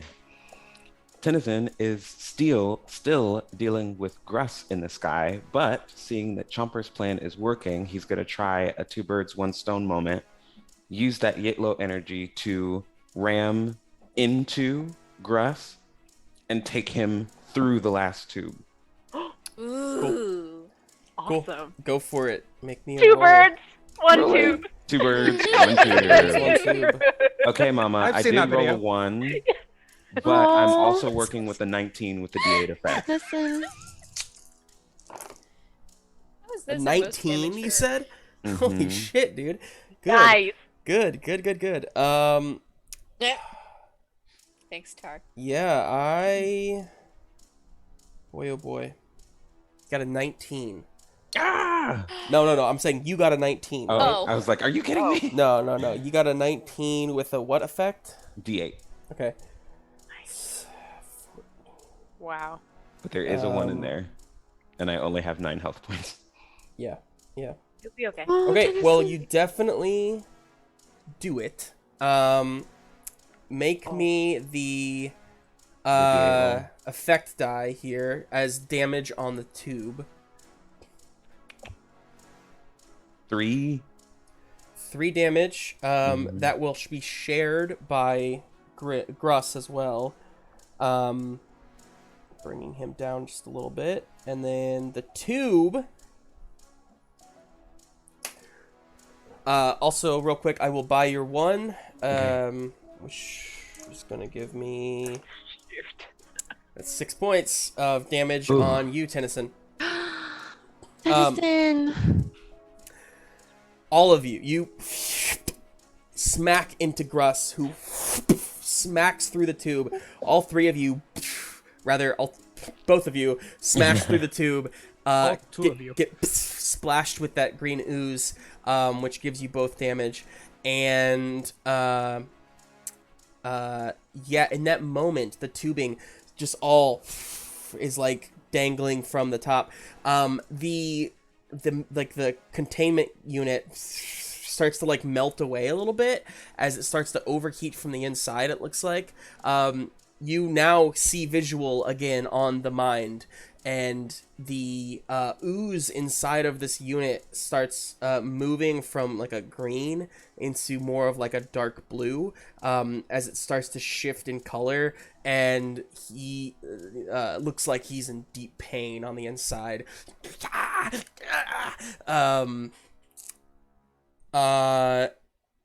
That is Tennison's turn. It is now my turn. I go last in the order.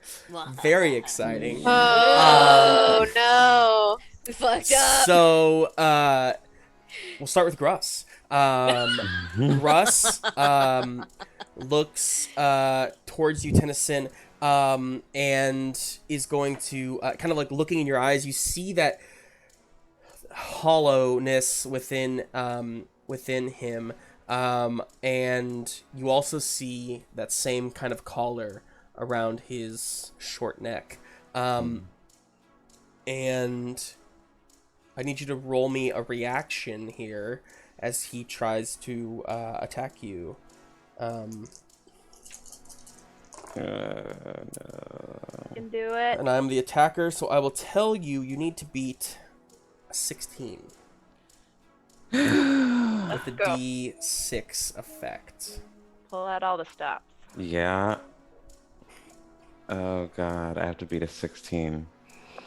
Oh, and I don't have any plot points. Okay. I have a 14. I can't- 14 with Can a I- D8 effect. Can I assist him at all? No. If you describe to me how you are, you can give him one die to help him. Tell me what he's doing right now, where they are in So comparison? they are high in the air above you. Okay. Like 30, 40 feet above you. And you can see that Tennison has just smashed through. They're both kind of covered in this like burning liquid. And Gruss, you can see the metallic, the chromium like metallic liquid. That thing starts to shift. You can tell he's about to attack Tennison basically with it. Okay. Could I try to distract by taking a shot at him or something, like at Gruss, to like Sure. get him off guard so it's not? Sure. Yeah. I don't know. At what is, let's see, give me like what's your die for protecting? I'm meeting. Okay, here's a question. Since I challenged it, does it go up or down? Goes down, right? You Okay. challenged it. Yeah. Okay, so it would be a D6. So. Unless you have an argument for a better die to give him if you're trying to shoot. Oh man, I think that's kind of I don't know, guys. Yeah. This Yeah, might the no best be. I got. Unless it's like vigor or willpower or something. I don't know. Eh, If it's protection, then it's a D6. So that's what you got. okay. Well, add a d6 to your roll, Tennison. See what you get. 6. It is a 6 on a D6. But I would still need a plot point to add it to my initial 2 die, right? Right. Yes. It is the strongest version of what it could be, but I don't know if it helps. Oof. Oof. Dang, I 10. tried, buddy. You are looking into these eyes that you have avoided for so long, right? And Kira, you look up at them as the metallic forms, like their bodies are pressed up against each other because of how you impacted. I'm gonna roll as let's see, my effect die was a D6. Not bad. Not bad. What? It's a 4. Oh my gosh. How many points did you have? What did you have? 3. Okay. You the chromium as you look into the eyes just kind of stabs into you. This like metallic chromium like kind of stab right through your Tukanai, kind of like busting it in half. You can hear the crack as the Tukanai breaks in half and just kind of falls to down the shaft into nothingness. Tennison, you are floating, you're kind of hovering there. Gruss has his two talons kind of wrapped around yours, holding you into position as this like blade thrusts through you. You're not dead yet. Let's keep that in mind. I need to remind myself we haven't really done this in a second. Yeah, nobody's ever been here. It is, let's see. You are definitely knocked out of the fight. Well, I just want to verbalize so that taking Elisa damage. did give him a plot point in the chat. So he does have 1 plot point now, Oh, great. That's which very helpful. affects Yes. Thank whether you, he will go Elisa. unconscious or not. Oh, wow. Thank okay. you, Elisa. When you drop Yeah. to 0 life points, you're knocked out of the fight. However, you may spend 1 plot point to stay conscious and steady. Yes. So perfect timing there, Elisa. You remain at 0 life points, and any further damage you take will continue to push you into the negative. And if the total negative damage equals what your original life point source was, then your character dies. So what was your original life point maximum? Okay, 20. 20. So if you happen to take 20 more points of life point damage, you will die. It would for be good. critical. Wow. Okay. But you are knocked out of the fight. You are conscious. You can't do anything, but you can still kind of speak and be aware. Okay. But you are stabbed, so you are in Yeah. pain. Lisa literally just got enough channel points. Well, that's kismet, Thank baby. you. Awesome. Thank you Um, so much. Okay, anyway, where were we? So Gruss has done that. Strong Paw is down there. Starts stomping towards Skipper. Dang it. Skipper, make me a reaction roll here as he comes to claw at you. Remember, he's dazed and confused. Dazed and confused. Yes, so you get to add a D8 to your dice pool. for Okay. that. I'm building my pool. And I'm the attacker, here. so I will tell you I have a 13 with a D12 effect. Okay. I'm building my pool.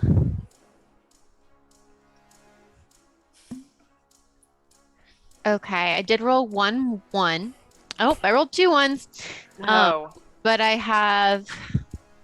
do have a 14 with a D8 effect. Okay, 14 is gonna beat me That's with a good. D8 effect. Mm-hmm. Mine's higher than yours, so you can roll it to do what you like with it, but it will get stepped down to a D6. Okay, so roll a D6. What is this D6 for? It's a 1. I mean, if you wanted to, I'm saying if you wanted to like do something with it, you could. Actually, wait, I'm the attacker here. Never mind. Yeah, I never was defending, so I did technically roll higher than you because I got Okay, a 14. so- You got a 13, right? mind. Yeah, all that happens is you dodge the attack then. Okay. I And will I did say, get 2 ones. if you wanted to spend a plot point and use your effect, you could to like do damage onto him or cause a complication or something.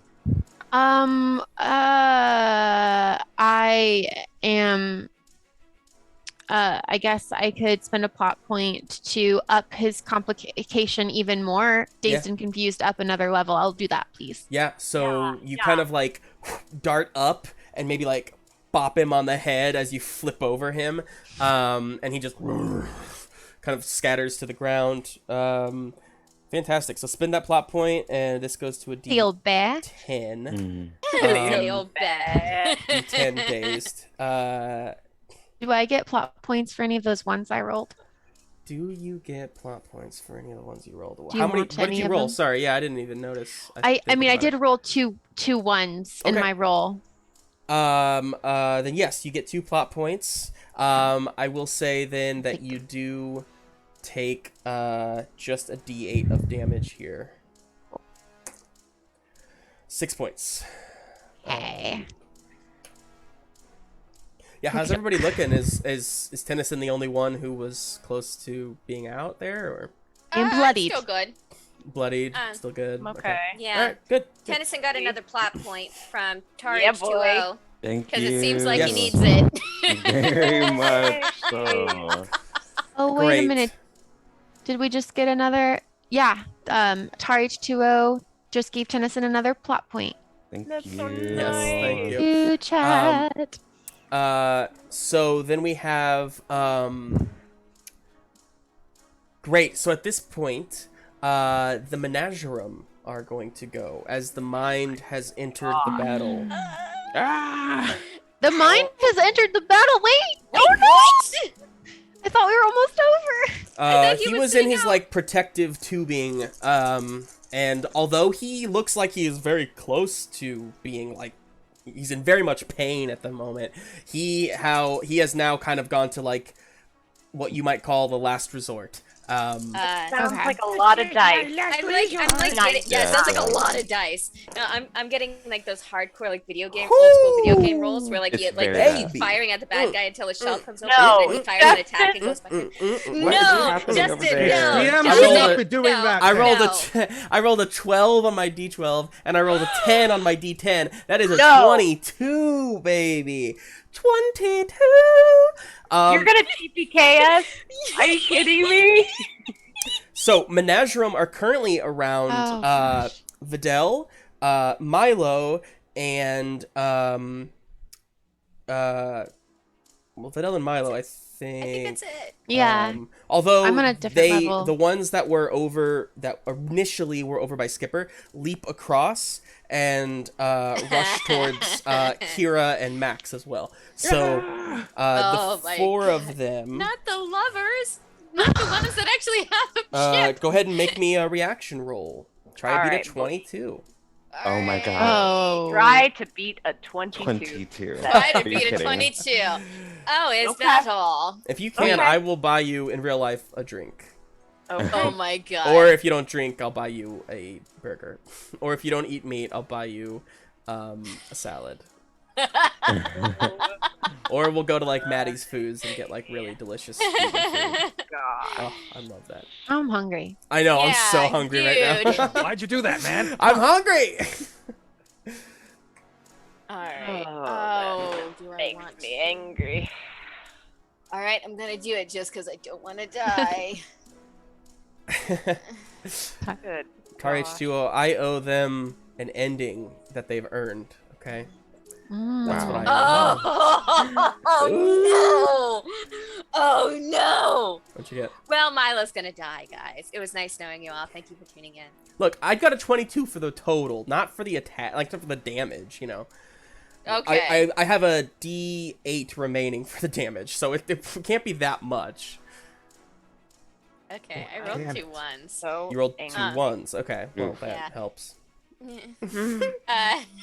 Helps you, not him. Wait, can I use a Come on. plot point to get rid of one of those ones? Is that how this Only- works? No. No? The Oh, I only way thought to that get was a rid of thing. ones is to roll the max on a die. Oh, that's right. That was it. Fine. Dang it. So that's a I will pay you 2 plot 12. points, Rebecca, as I don't want the Menagerum slash away, and they do. Oh, I will. So because of the 2, I'm gonna actually upgrade this from a D8 to D10, D12. So it'll be a D12 of damage on you. Gee, thanks. So I got a 4. angry. Okay. He's so disappointed. I am very He is, disappointed. he It was was all that ready to epicness kill for me. nothing. What to kill us? So 4 for you. What'd you I'm get, sweating. Kira? Not good. Let's see. That's gonna be a. There's nothing I can do. So it's an 8 with a D12 effect. Okay, yeah. No, you fail. Yeah. But Yeah, I your do. D12 does knock it down to. Oh, I have a 1, by the way. Okay, so it would knock it down to a D6, but then I'm gonna Okay. pay you a plot point to boost it back up to a D8. So. Damn. Are Dang you it. fucking kidding me? I got a 1. Go! Stupid. Okay, so that's 1. All Sorry, right. Justin. Well, guess what? Videl and Max don't roll well either, so I'm rolling against them. Max rolled a 1, so but I can't play him a plot point for that. So never mind. I'm just doing the D8 standard on both of them. Okay. Another one. This dice going in jail. No, Another keep 1 it. Keep it. and an Okay. 8 on Videl. Oh. Oh, come on! Not this... So Videl goes down to basically half her life. Wow. And They shoot a full Max point. just lost Takes 1 one. point, so he's still Alright. fine. Okay, Dang. that is my turn. However, because I went last, I'm giving it to myself for the No! first of the next round. All right, guys. We are going to destroy you when This it's is our what turn, happens. Justin. You know, we brought this on ourselves. We should. There's a good chance you guys defeat everybody before. before I get another turn, so I have to do this. No, that's fair. That's fine. So the Menagerie are just going to take another hit on those same 4 people. All right. Fine. Dang it. Oh man, I used all my good rolls on that one. Okay. Roll a reaction here. You have to beat a 13 with a Okay. D12 effect. A 13. Okay.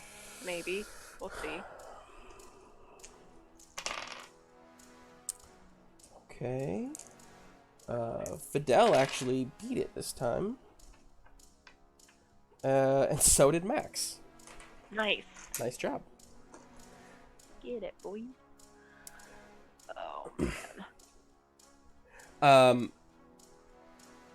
Yeah. What is it? A 13? 13 Okay. D12. Do-do-dum, do-do-dum,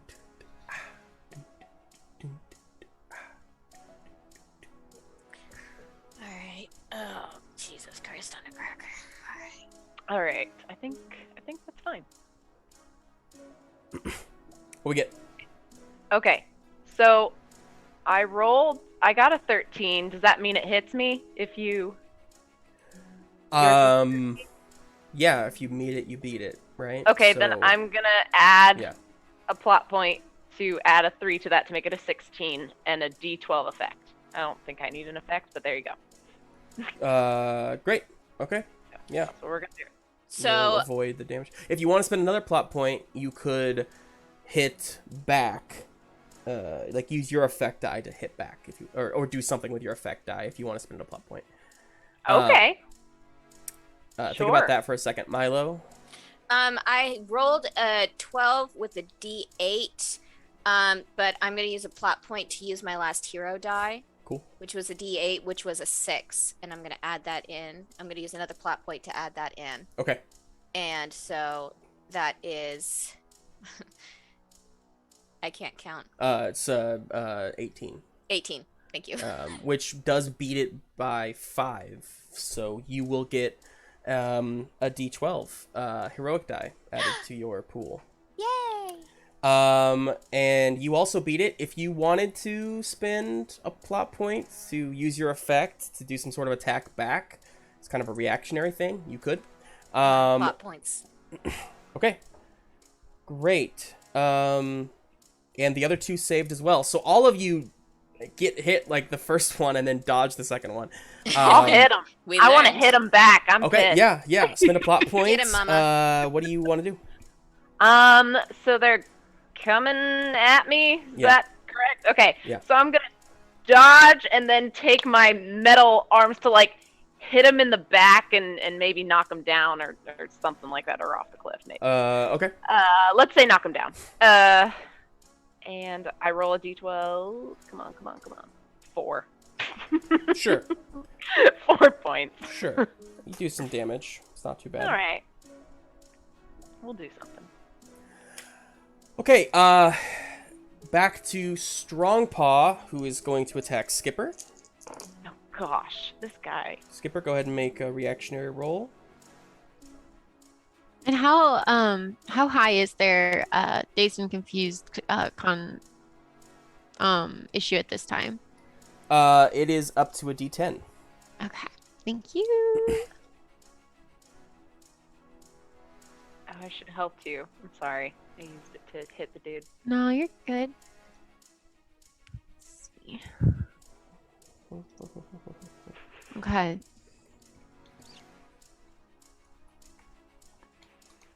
Okay, I'm rolling. I did roll 2 1s. Of course. But I did get a 12 with a D10 effect. Is that high enough? A 12 with a D10 effect. That is. I'm sorry. Yes, I'm the attacker. I should have told you what I got. I got a 9. With the D12 effect. So Okay. yeah, you're good. Then yeah, I'll do the 12 with the D. Gosh, I'm sorry. No, I can't use the D10 because of ones. It's a 12 with a D. Nope, I'm sorry. Missed. Exactly what I said first. Math is hard. Okay, you're good. So you dodge. If you wanted to spend a plot point to use your effect die as a reaction, you could. I would like to do that. Okay, I can spend a plot point. There's one to use my D10. Is there any way I can try to, since Strongpaw is kind of like a little out of it, my goal is to try to get Strongpaw to run off this level as well and land on top of the menagerie that are attacking Milo down below. Or Vitell. Like the goal is to can I use that effect to try and like kind of trick them into running off the edge and landing on top of one of the menagerie clusters it's below? literally sure. It's so cartoon. I love it. Go ahead.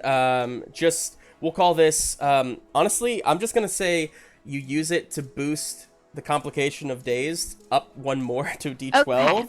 And Perfect. he's so dazed that you just like lead him right off and kind of rushes off, smashes into some menagerie below where Milo is. And Paying it forward. with that, we go back to Gruss, who Tennison, you are technically out of the fight, so there's no reaction for you to make here. Gruss shifts the belt back into those guns and just launches you off of him.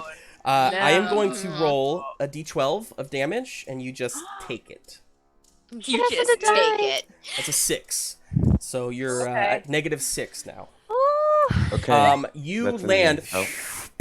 You just kind of skitter across the floor, the main floor where Max and Kira are. You land there, and you're conscious, but are horribly, horribly wounded.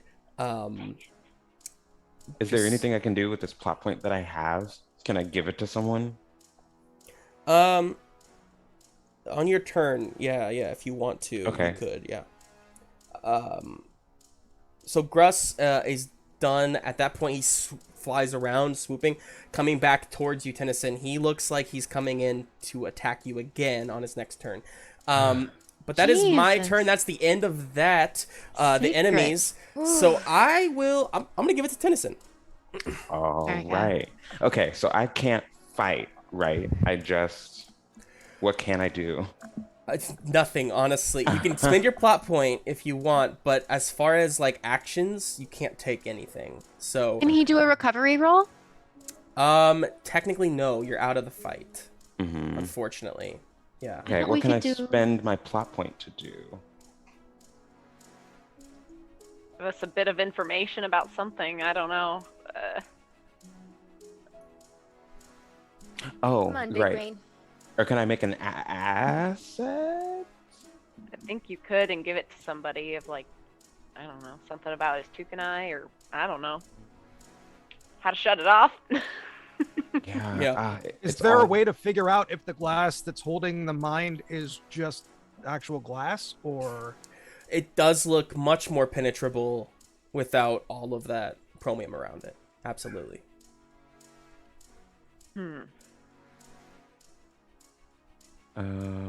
Some other stuff in here too. Some other what? I was just looking at like the rules. It says that under recovering life points that a player can choose to make a recovery test at any time. I will say that Right. Kira's As long next as step they're is in the problem in is play. Darrington Tennison is out of the battle. Like he's out of. You can't take any actions at all. He's out of the ring. So he's out of Right. the scene entirely Yeah. then. Well, yes, he can't take it. He doesn't basically.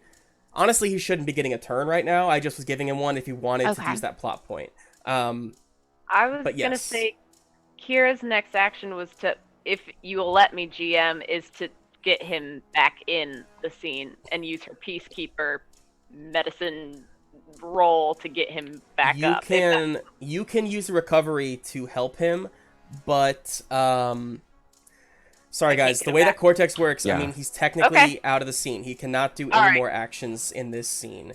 All right. But you can get him to a point where he won't like keep taking damage and die. You know what I mean? Yeah. Fair. That's fair. So you're keeping him alive. That's important. Which Tennison appreciates. All right. But Can you give, I don't know, you don't have to give me the plot point, but you could give me a plot point with an asset to help you, I don't know, recover, I guess, if we wanted to. And you don't have to do it now either, Tennison. Yeah. If you want to hold on to the plot point, you could do it in the future. I just meant that it basically just needs to make sense to what Tennison can actually do right now. Like, you're kind of wounded on the floor. You can speak to people, but that's the extent of it, basically. Okay. Well, then I think I can just essentially use this turn to try to beg everyone around me. Don't worry about whether or not I make it. Just make sure this place goes down. Yeah. Kira and Max, and I think Chomper too, hear that. We will, buddy. Tennison, who you passing it to? Pass it to Kira. She's going to run up to you, Tennison, be like, yeah, that's all great and all, but you're coming out of here alive with us. And she's going to do some kind of recovery roll. She's going to give Max her blaster and be like, take down what you can, Max. And she's going to try to get Tennison, I don't know, back up in points. Sure. Yeah.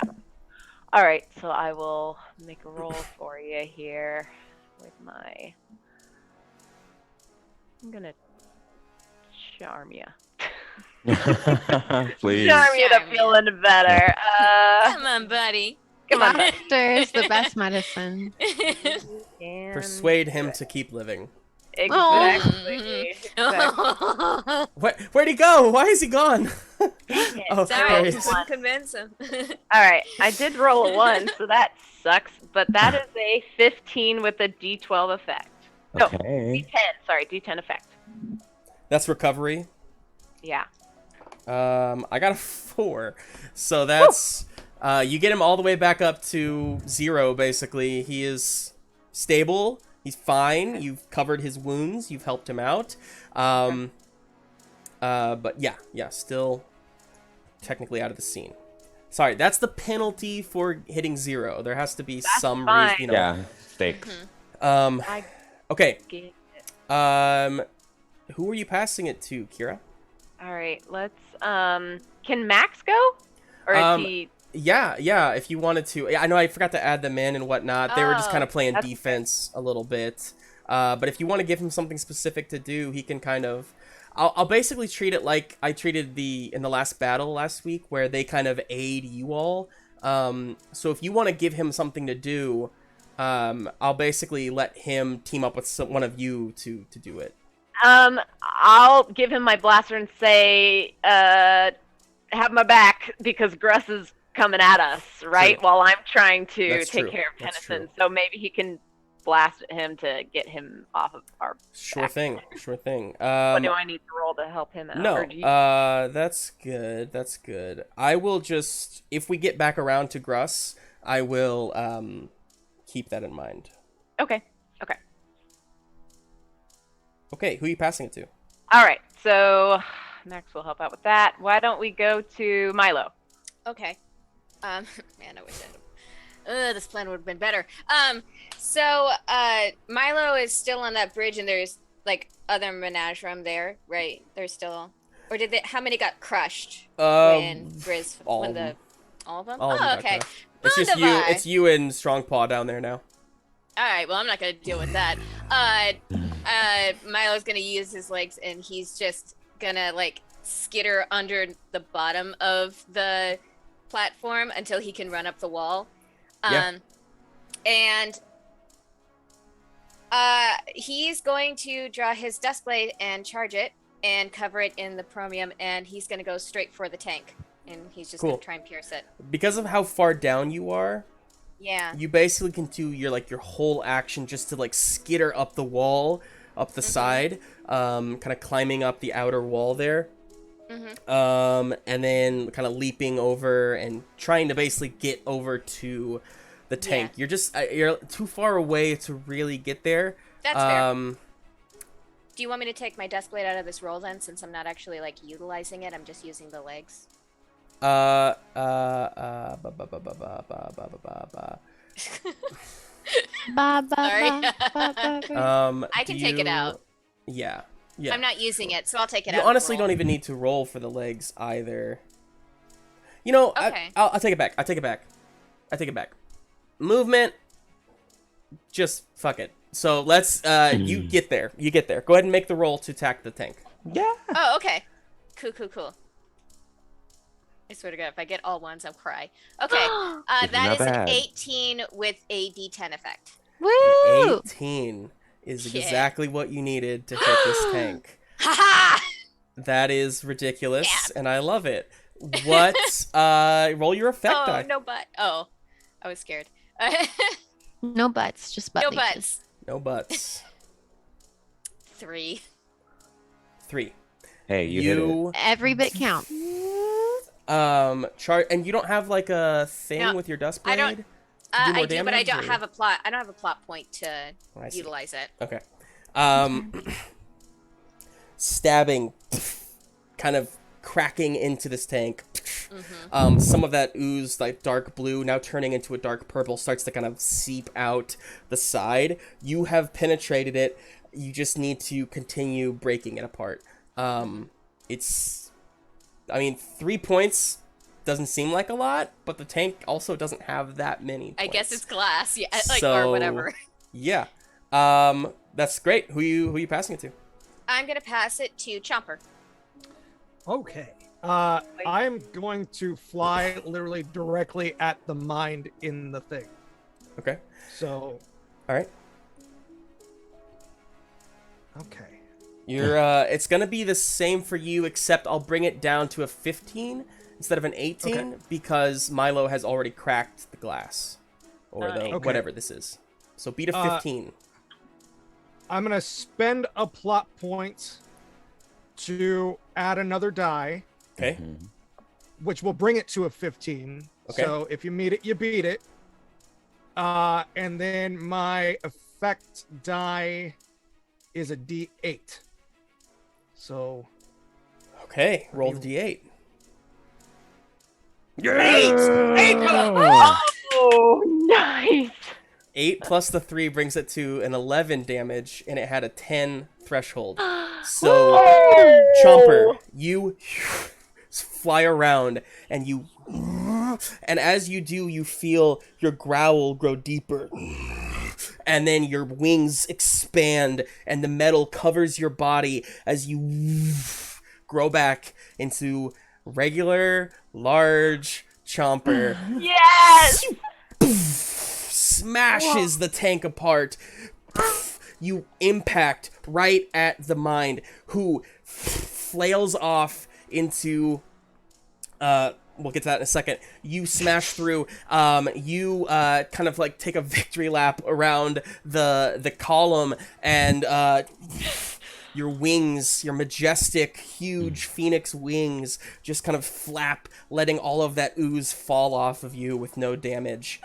Oh, That leaves us with Skipper, Skipper, you are on that second level down there.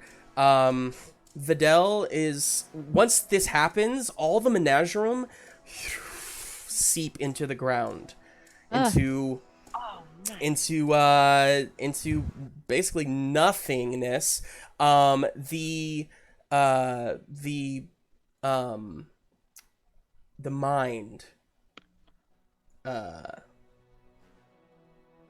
is there in front of you, Skipper. It has fallen, Ew!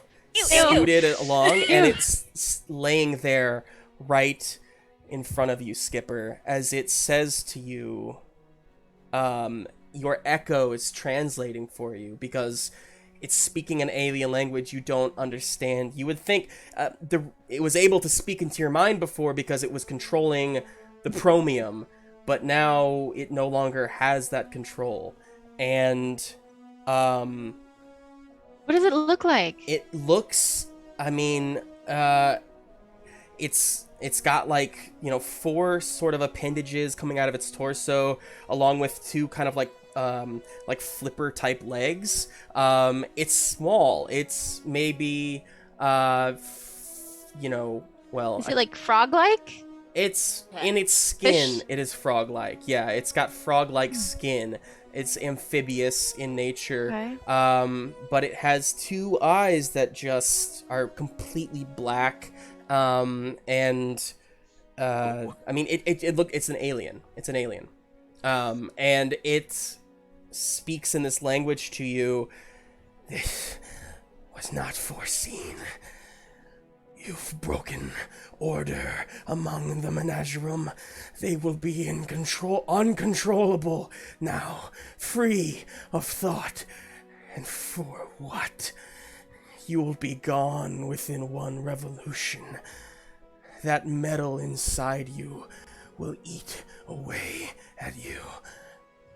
And then it almost like smiles, as if it's like got the last laugh or something.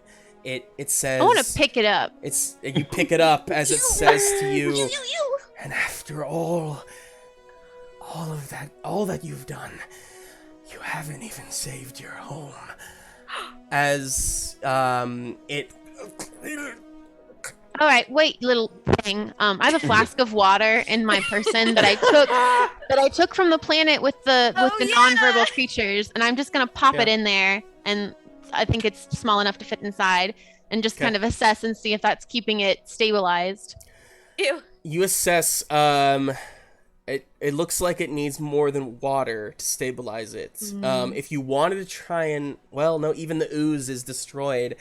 I think it's just too close to death, honestly. Oof. Well. It Oh. Ooh. It does.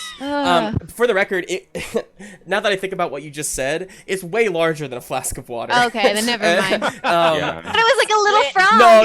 It's large. It's like 4 feet tall. Oh my god. But it's like kind of skinny and awkward. It's dead is the point. And all of you, Is it fair to say that Dead is the it's point. croaked? it has croaked. Get Very out. good. Very Leave good. this soon. I'm gonna just look at this gross thing and say, says you, and then I'm gonna turn over my shoulder and I'm gonna do something really cool, and I'm gonna use my net gun to like swoop down and get Vitell and swoop back up to the platform where all my friends are. You do They're not so. question You do so, and all of you, land back on the same platform. Gruss, who was coming right at you, Tennison, when the thing shatters, the collar falls from his neck, and he stops. Kind of Max catches him, and then kind of lands all together. All of you are there. Strongpaw is down below, but calls up to you. Hello? Anyone? You see out on the outer rim of this chamber, all of these capsules start releasing. All of these creatures start being freed. Most of them were Zoan, but you do see a random 1 or 2 that of alien origin you do not recognize. And the homeworld that you are on, you start hearing explosions all around. You see above you, the chamber just starts collapsing.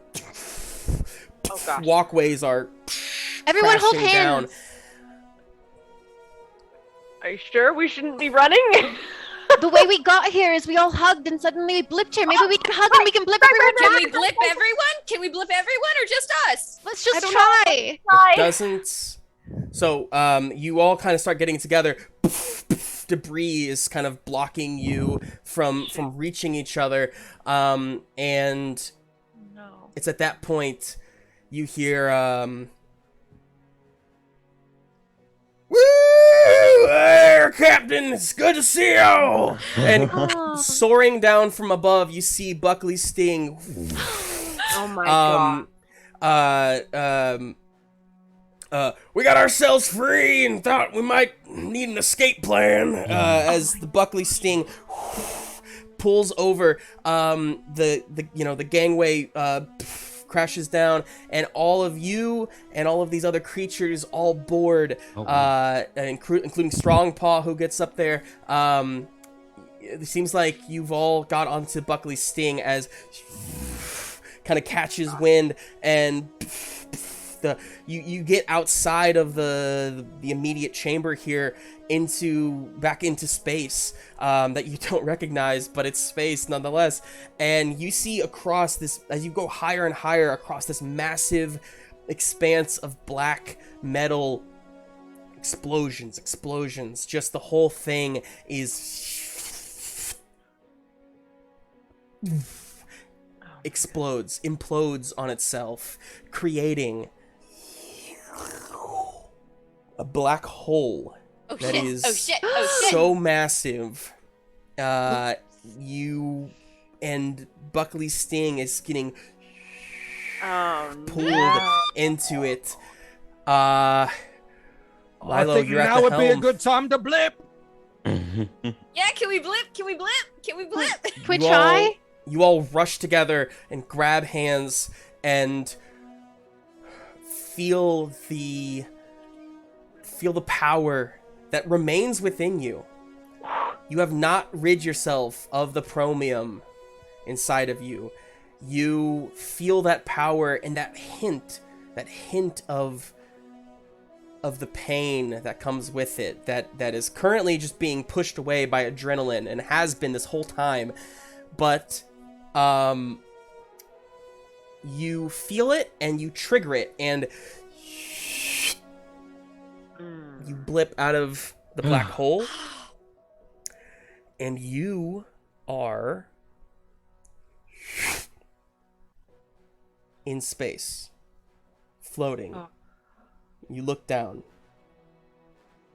You find Zoa right in front of you. Huge, magnificent, beautiful, covered in water. Beautiful. You haven't seen it in so long. It's your home. It's there. And you head for it. And with that, we will cut ahead 2 weeks in time. Okay.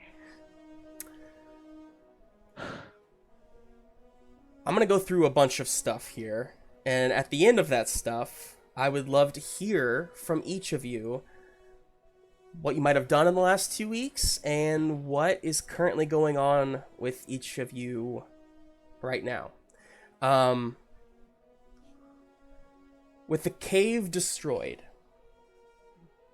space travel as a whole is not safe. There's no spaceport to go from, and therefore space travel by Ursa has been deemed off limits for the time being.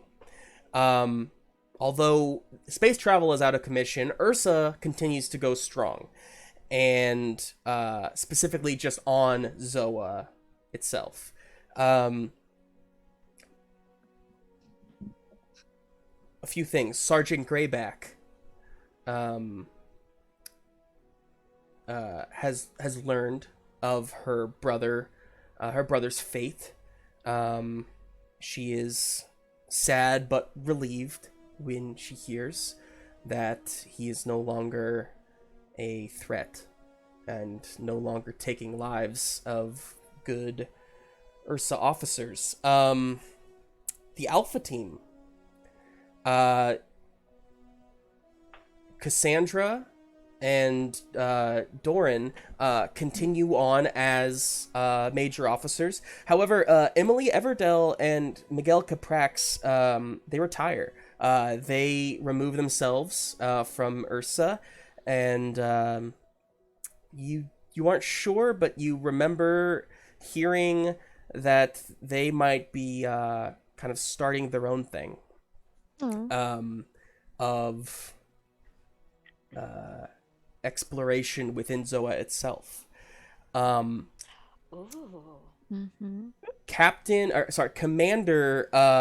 Commander Strongpaw, who you saved, basically. I should say, with during the battle on the cave, you have confirmed that Sergeant Goodboy was killed. Sacrificed his life to give you the data sphere that led you to the Mystazoa, along with Captain Rippa Longshore, who was the kangaroo captain who knew your parents, Kira. The both of them were killed, along with many other officers on the cave that day. However, Wrigley Strongpaw was strong enough to hold on, and although he survived, he has stepped down as commander of Ursa. And in his place, new commander Krell Shadowpaw has taken charge and is now the commander of Ursa. Theodore Bilroth, Mallard Surgeon, has returned to practice. He very much enjoying his fame and fortune that comes with being considered a hero of Zoa. He gives you discounts on his practice there in the city. Ambassador Pyron Ebley has taken a more look of compromise, understanding what space travel truly requires, and understanding how difficult it is for Aquazoans in space. With that in mind, he has actually resigned from his position as an ambassador to Koralsh, and instead taken up mantle as an ambassador for Aquazoans in Ursa. He has made it his full job to work side by side with Commander Shadowpaw to make sure that the new Ursa that is built is inclusive of all Metazoans. Dresden Vipress, she re-enrolls at Ursa. You've inspired her to give it a second try. She is welcomed, obviously, and she eventually, she starts to continue her training to become a major officer, and she has vowed to you that she will do it her way. And Hector Snipshaw becomes chief bosun of Ursa, basically taking it into his command to oversee all ships, all cargo, and their care. He seems pretty proud of himself with that regard. So with those things in mind, anybody, where do you think you are after 2 weeks of being back home? What do you think? What do you think you're doing? Anybody can start. I think for Milo, first of all, like if Vidal's open to it, he wants to kind of reestablish the relationship as best they can. Like he's not sure how much time he has left, but he's trying to spend as much time as possible with her and his mother's. And I think he's working with his mom to write down all of like their story, because she's an author, so that they have like a book. And there might be some stretches here and there of what happened, just to, you know, give it a little more pizzazz, a little more flavor. But yeah, I think he's mostly spending time at home resting and just on downtime. Yeah. He's kind of taking a big break from Ursa stuff. Your moms are so proud of you. They tell everyone, they have like all of your different like commemorations and certificates and awards and your medals that you've been given hanging on the wall in their home. I think Vitell is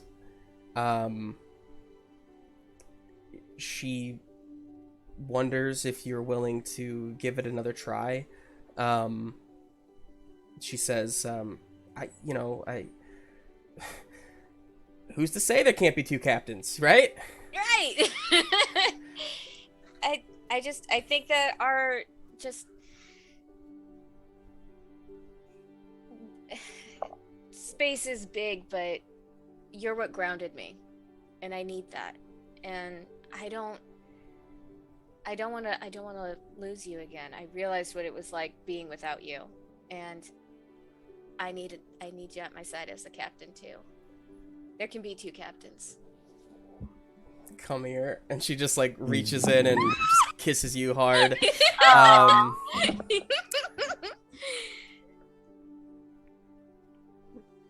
Who else? I think Chomper and Flip haven't taken any time off. They once everything was established within the first 2 days or 3 days, talked to the higher ups about trying to find and developing a program for the aliens that were on the ship with us in order to either A, find a way home for them and find their planets, or B, acclimate them to Zoa.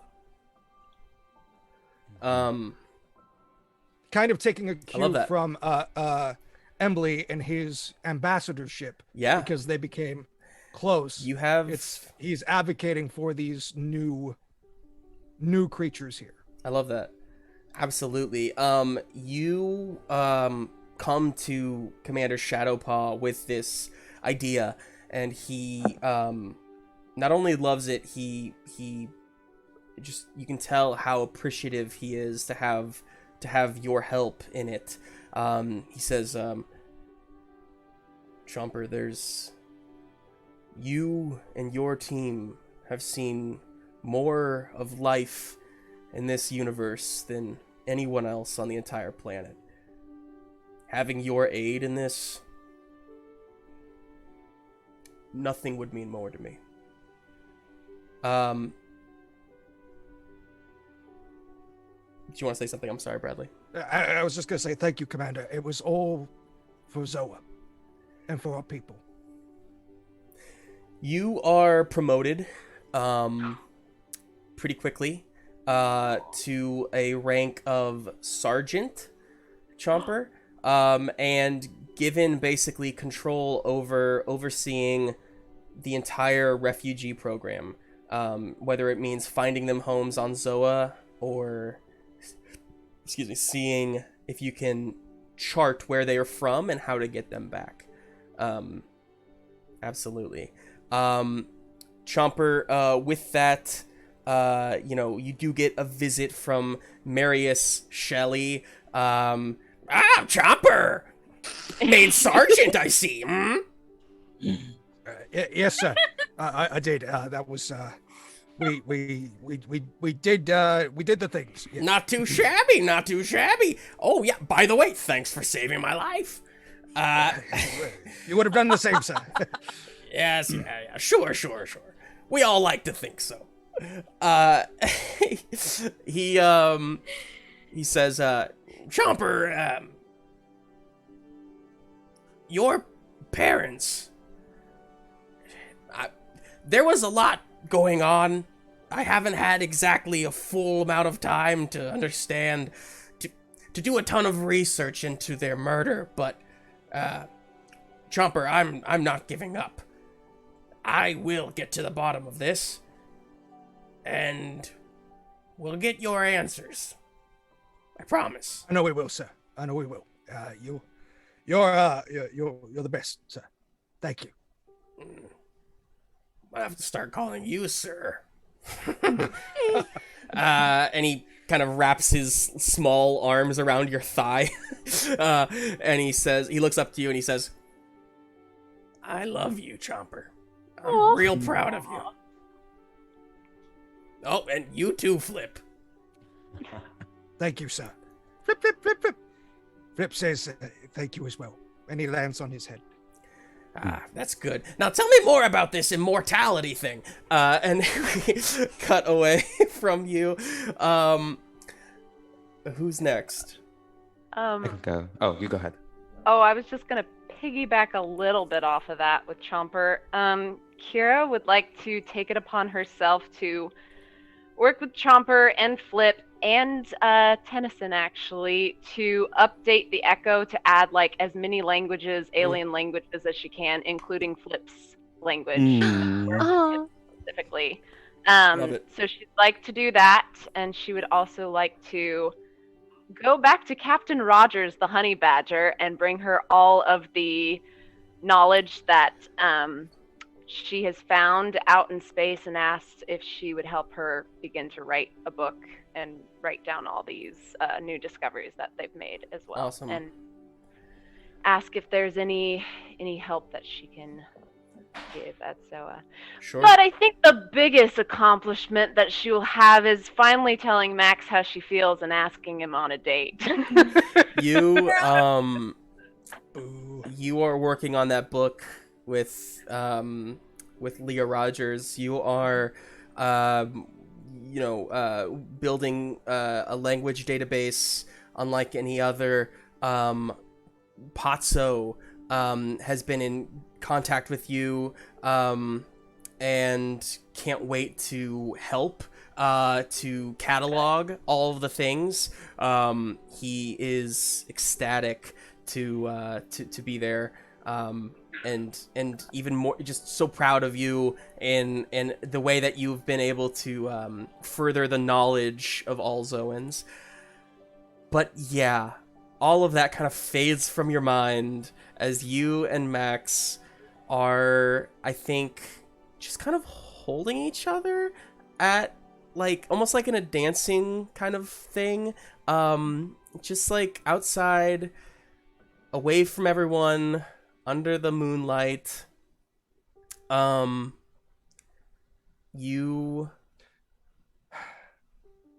It's wonderful. And I forgot to mention this in my thing. I totally forgot. But Shay actually leaves Ursa as well. She goes to therapy, and she yeah, Good for her. yeah. Good for her. And Max informs you on this specific date that he is proud that she and his other sister, who was saved, whose name I forget right now, That one.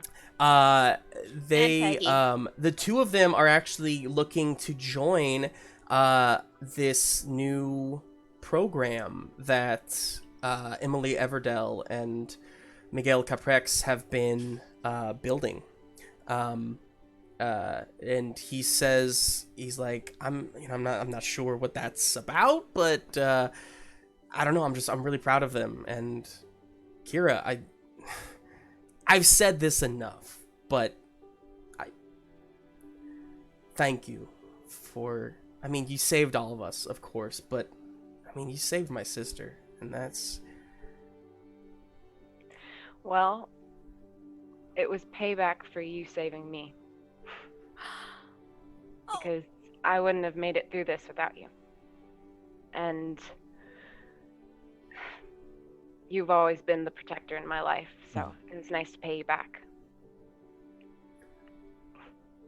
What about you? What are you thinking about doing now? I am. Kira, I'm happy to go wherever you're going. I will be by your side for all of it. Sounds good to me. if you'll have me. I'm gonna have to go with a yes on that one. Definitely. He reaches in and just holds you tightly as you continue to kind of sway. Yay. Darrington, did you want to go next? Yeah. Go Darrington. When Tennison returns to Zoa, his father and 2 older brothers for the first time look at him as though he is actually there.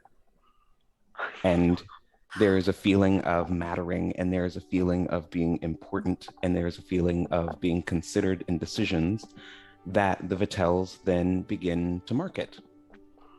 Tennison Vitell of the Renfastus Vitells helps save the world, and it is used as a way to sell more products. And it all leads up to a massive ceremony where Denaldi Vitell creates a new branch of True Tech to give just for Tennison. And in the midst of this highly publicized and grand turning over of the keys, Tennison declines the position and disappears. Oh. A few days later, Wow. once Dresden is finished with one of her classes, she finds a note on her desk that says, "Dear Dresden, I just heard that there was a massive turnover rate at Ramfastos Technologies, and I think they're looking for a new CEO. I know you're busy, but I think I can put in a good word for you. Your friend and colleague, Tennison." Oh. But right after, he goes down to Shroud Town, where he figures Gruss must still be, and finds him to say,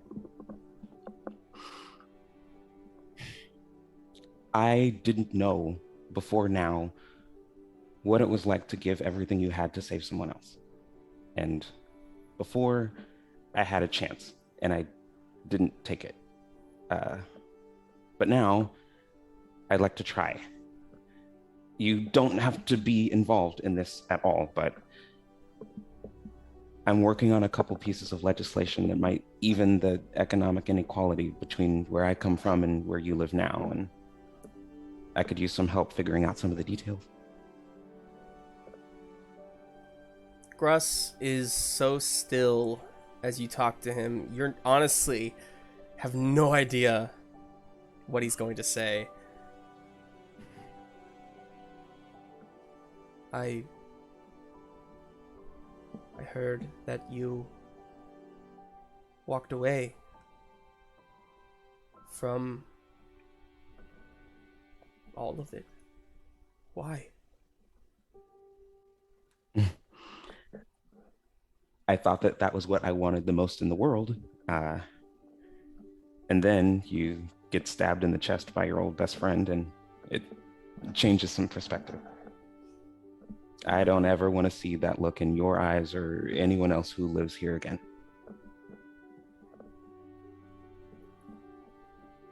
I could never work with Tennison Vitell. But I would love to work with my best friend. Yeah. Tennison Vitell is somewhere up there, but you can work with 10. I would like that.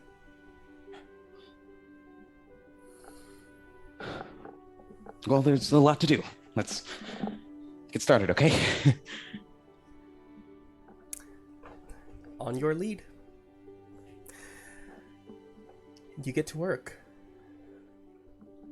And it's only the, first little inkling of it, but it's the first step. Emma? So, in the 2 weeks since arriving back on Zoa, Skipper has spent the majority of it at home with their family back at the Oasis in Coralish.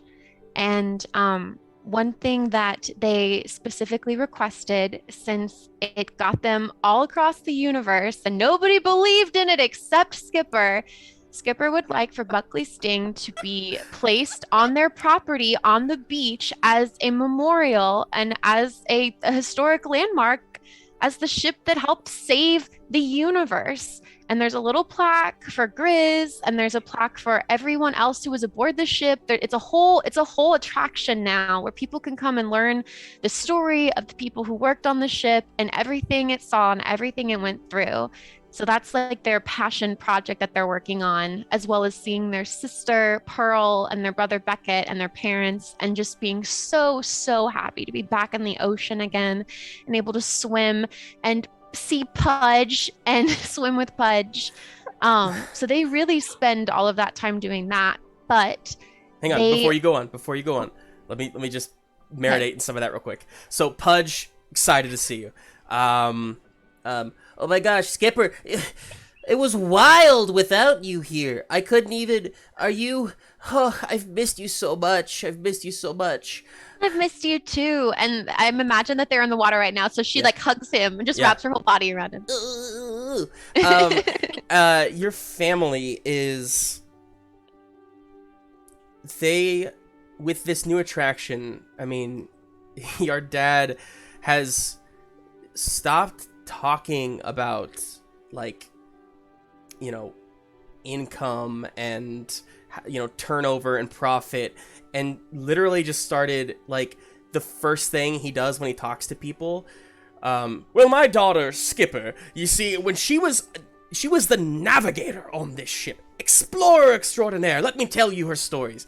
And he has turned from this, like, salesman into this storyteller, selling your stories in a way. But to anybody who will listen, so proud. Your mother is just happy to have you home, but she's proud as well, of course. But you also feel that hint of worry that, you know, you're gonna go off again, and that's probably how it's gonna have to be. But regardless, you enjoy the time that you have with her here while you are here. Your brother and sister are just ecstatic for you, of course, and your little sister dresses up like you now all the time. No more dresses. Who needs them? And Grizz, continue what you were gonna say. Oh no, I was going to say that Skipper also misses their friends, and I think that after this initial 2 weeks, they would reach out to everyone and invite them to come to the resort for a little bit of R&R, but also with the intention of sharing what that final message was that they got from the mind. Remembering that it said that they had one rotation and that our planet hadn't yet been saved. They didn't want to mention that in the joy of coming home and of feeling like that everyone had accomplished everything, but they want to make sure they're transparent about that now that there's been some time for the dust to settle. And you invite them all to discuss this, and as you know, they've all most likely RSVP'd. Yes, that's a story for another time. But Skipper, as you sit on the beach, looking out at the ocean, waiting for your friends, not sure of what comes next, you hear footprints on the sand, footfalls kind of coming up next to you, and kind of sitting down right next to you is Grizz. Who says, hey, Skipper, the sting looks real good. She served us well. Thanks for taking care of her. How do you feel? Skipper looks up at the stars and thinks a moment, and they say, as strange as it might sound, I'm very glad we went. but I am happy to be home. I don't know if I want to sail the Starry Sea again, but I would very much like to continue exploring the one right here on Zoa. He smiles, puts a hand on like your knee, just kind of like gives it a pat. And he says, "Aye. There's always more to explore." And the tide washes in and washes out, never ending as you all go on with your lives. Skipper, you look out at the ocean and can't help but feel the urge of curiosity. What's left out there? But that is where we will end Zoa Stardust, everybody. Oh. This has been so special. I have goosebumps. I love you all. Including everybody who's watched this with us. If you've lurked the entire time, if this is your first time watching, if you've been with us from the beginning, we love you. It means so much to us. And as I said before, this is not the end for Zoa. We will return, whether it's with these characters or others. We're coming back to Zoa in the future. So thank you all for tuning in. Keep a lookout for what's next on Ghostlight. We've got some exciting stuff coming up. But thank you again for watching. We love you. And until next time. Flip, flip. Okay.